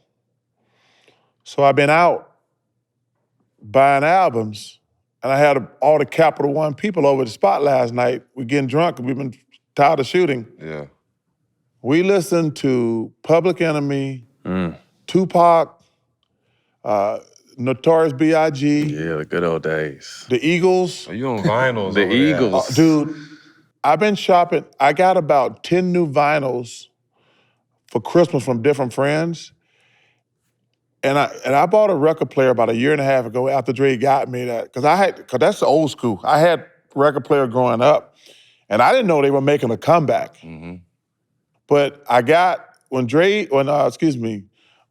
gave me that vinyl about 1.5 years ago, I went out and bought me a record player. So I've been going to a record store like once a month, picking out, I just got Thriller, the new Bruno Mars. Oh, man. But like I say, most of my stuff is Jay-Z, Tupac, Biggie. Okay. And man, we had it blowing up last night. It was going down. We had it blowing up last night. It was going down. Yeah, we had been working like 12-hour days for 4 days in a row. Mm-hmm. And man, everybody left town this morning, but we let it go last night. Yeah. I mean, we were going at it hard. I love it. I love it. Kenny briefly spoke to this when we had him. Your first impression when Shaq came to the crew and he brought his DJ set, his hookah lounge, and all this kind of shit right off the reel. You seen him shake his head right off the bat.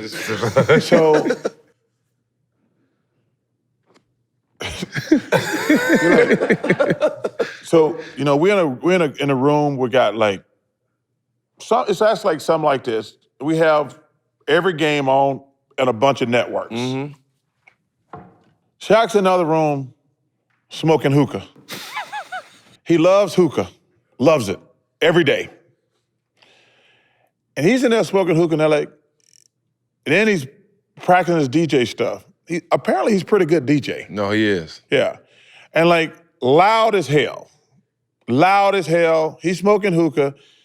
And we going like, yo, man. So it's crazy. He's in there practicing his DJ thing. And finally they said, yo, man, you can't smoke hookah in the building. He goes out in the parking lot and he's smoking hookah. And he loves it. He loves it. He loves his hookah. And he just makes us laugh, man. Yeah. Because he's got a pure heart. Oh, man. But man, when he first came there, but the thing that was really funny, he come, like, the first night, he do something funny. Second night, he do something funny. Third night, he do something funny. And then he says like, hey, I need you guys. I want to try this next week. We're like, yo, man, you know we on TV like 100 and some days. You can't try to do some shit every night. Out-top each other every year. So seriously, so we're like, the joke around the studio became like, hey, we like 5 shows of Shaq setting himself on fire on TV. 5 shows? It's like, because he was actually thinking, like, I've got to outdo myself. How do I top myself every week? We're like, yo, man, we're only 4 shows in. We got 100 shows. And that's when we came up with the joke, what do you think about show 10, 12? We're going to set us on fire? And that became the joke. But we're like, yo, man, we don't have to outdo ourselves every night. Each show. Yeah. That's funny. I says, the only time we have to come up with shit is when we got bad games. He says, when we got good games, Let the games this work. is the easiest job in the world. Dope. I said, because we're on from 7 to 1:30 in the morning.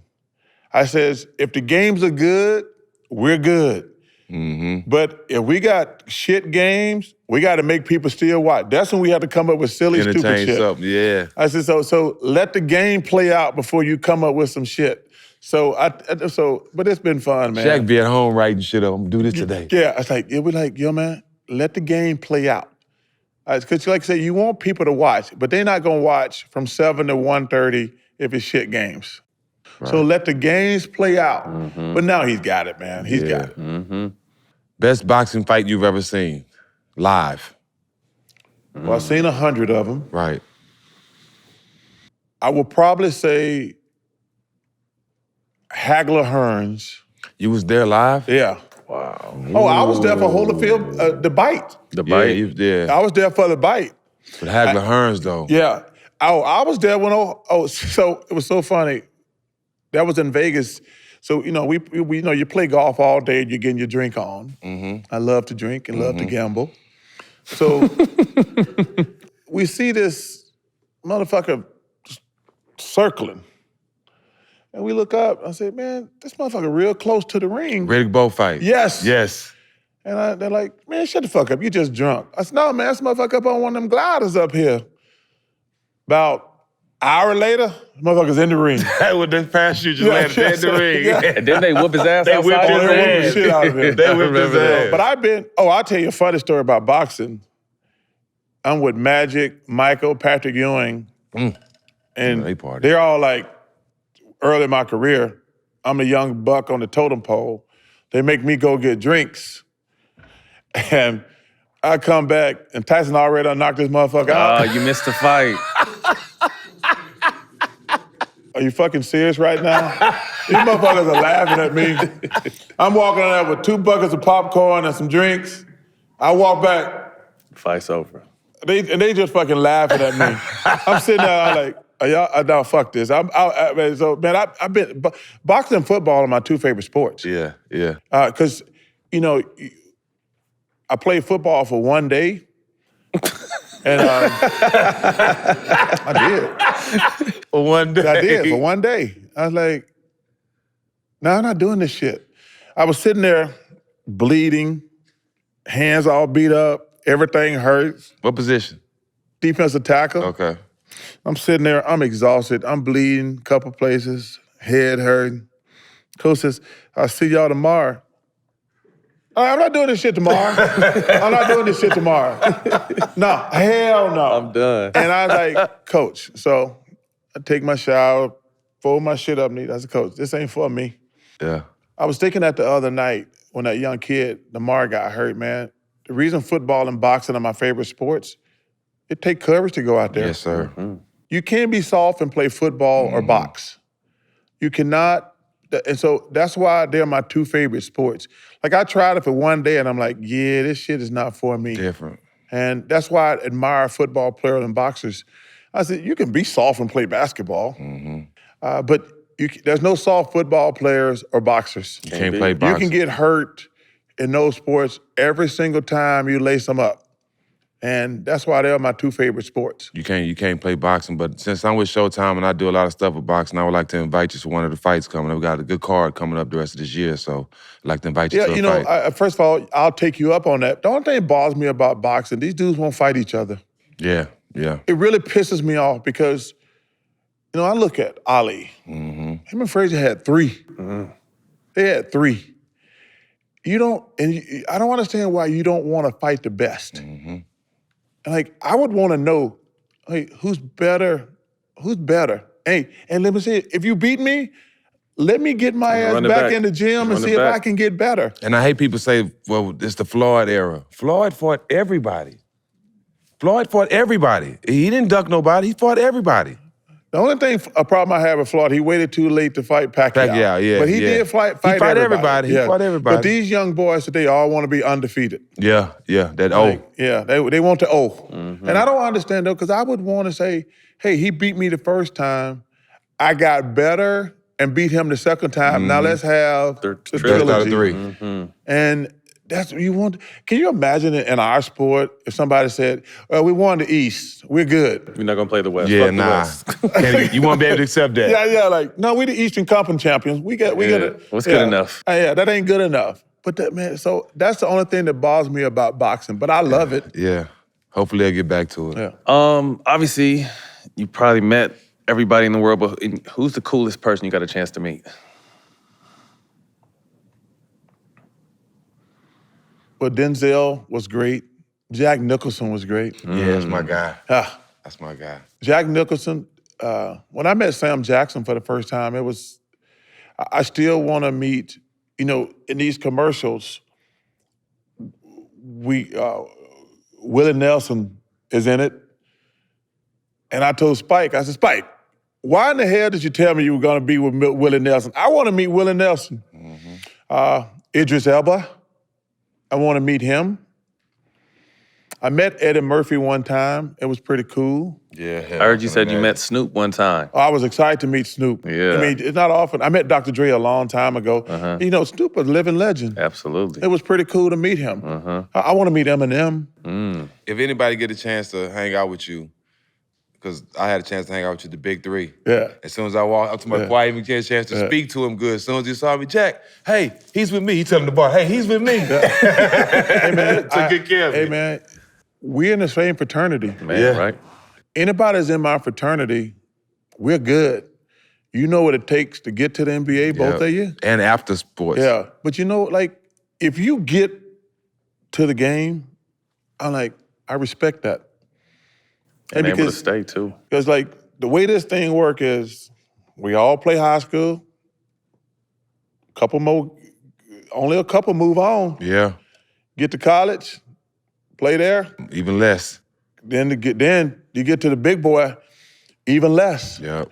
And if you get there, you're like, damn, man, much respect. You got to the dance. Yep. And everybody's trying to get to the dance. If everybody in the world. Yeah. The whole world. The whole For world. real. The whole world. Literally. Final question.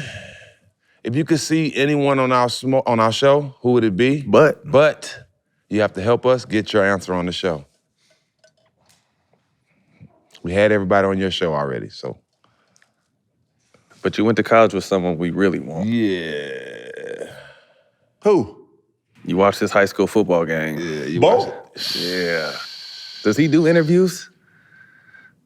He does not. He does not. I haven't seen him do anything. But I tell you what, I will call Bo. You have my word. Thank you. Appreciate it. Thank you. Appreciate it. You have my word. I will reach out to Bo. Yeah, appreciate it. Big fan. Yeah. We DM each other, and I ask him, and he'll kind of laugh around it. So if you put the pressure on him. He's a good dude, man. Seemed like a great dude. Knows podcast. Yeah. Does he? Hopefully. You have my word. I'll reach out to Bo. Appreciate it. That'd be huge. Well, y'all, who else? Y'all have President Obama? No. No. Oh, Samuel. Oh, L. Sam? Well, I'm looking up to Samuel because I'm starting my acting. Yeah. Late. Yeah. 44. Yeah. He didn't win his Oscar a year ago, 60-something. So yeah, I look up to him. Samuel Jackson. Anybody in your Rolodex will do. Yeah, anybody in your Rolodex will do. You know, so the thing I like. Spike. So, Spike for sure. Yeah, that's we ain't easy. Spike. We ain't had Spike either. That's easy. That's right. Let me tell you this.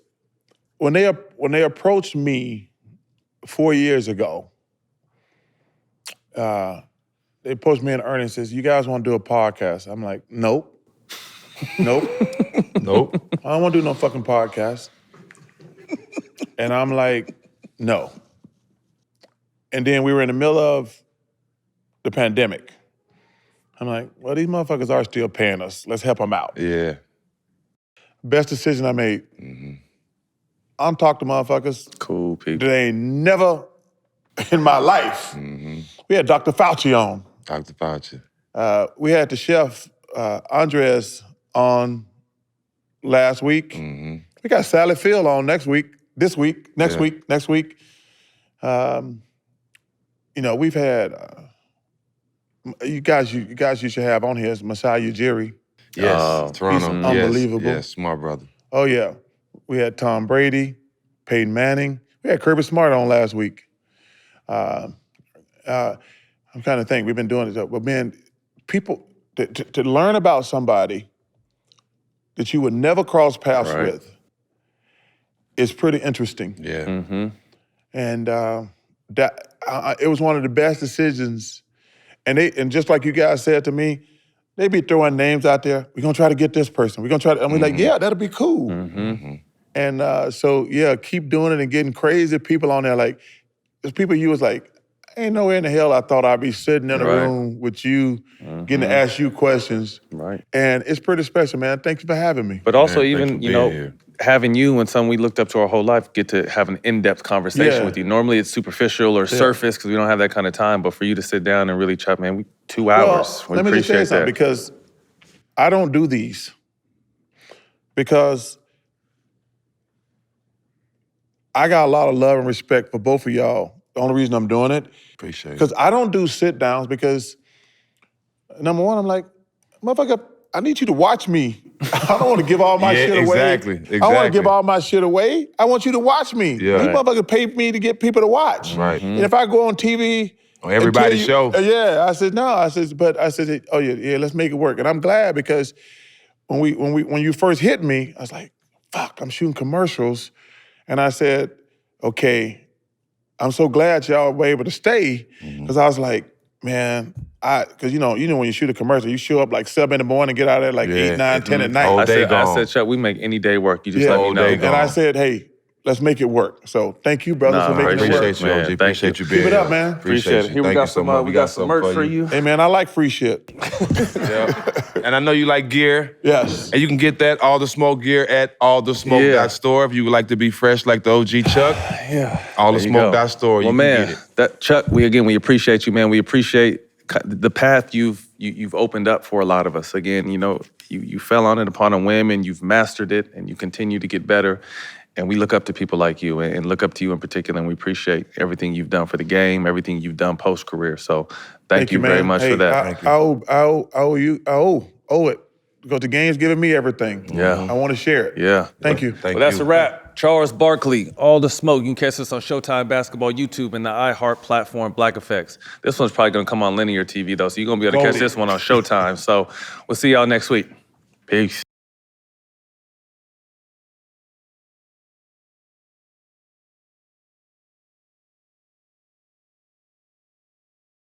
Aren't you tired of the same old boring lives? Let's go to the Super Bowl. I'm in. On February 3rd, I'm taking this one. He's cute. Best Friends So you don't have any tickets? Let's make a run. Hey, let's go, Golden Girls. get into the best trouble. Oh, thank you. These are good. Careful, they're high dosage. You here for the poker game? I'm Guy Fieri. If you did this to give us something to remember, it worked. 80 for Brady. Only in theaters February 3rd. Rated PG-13.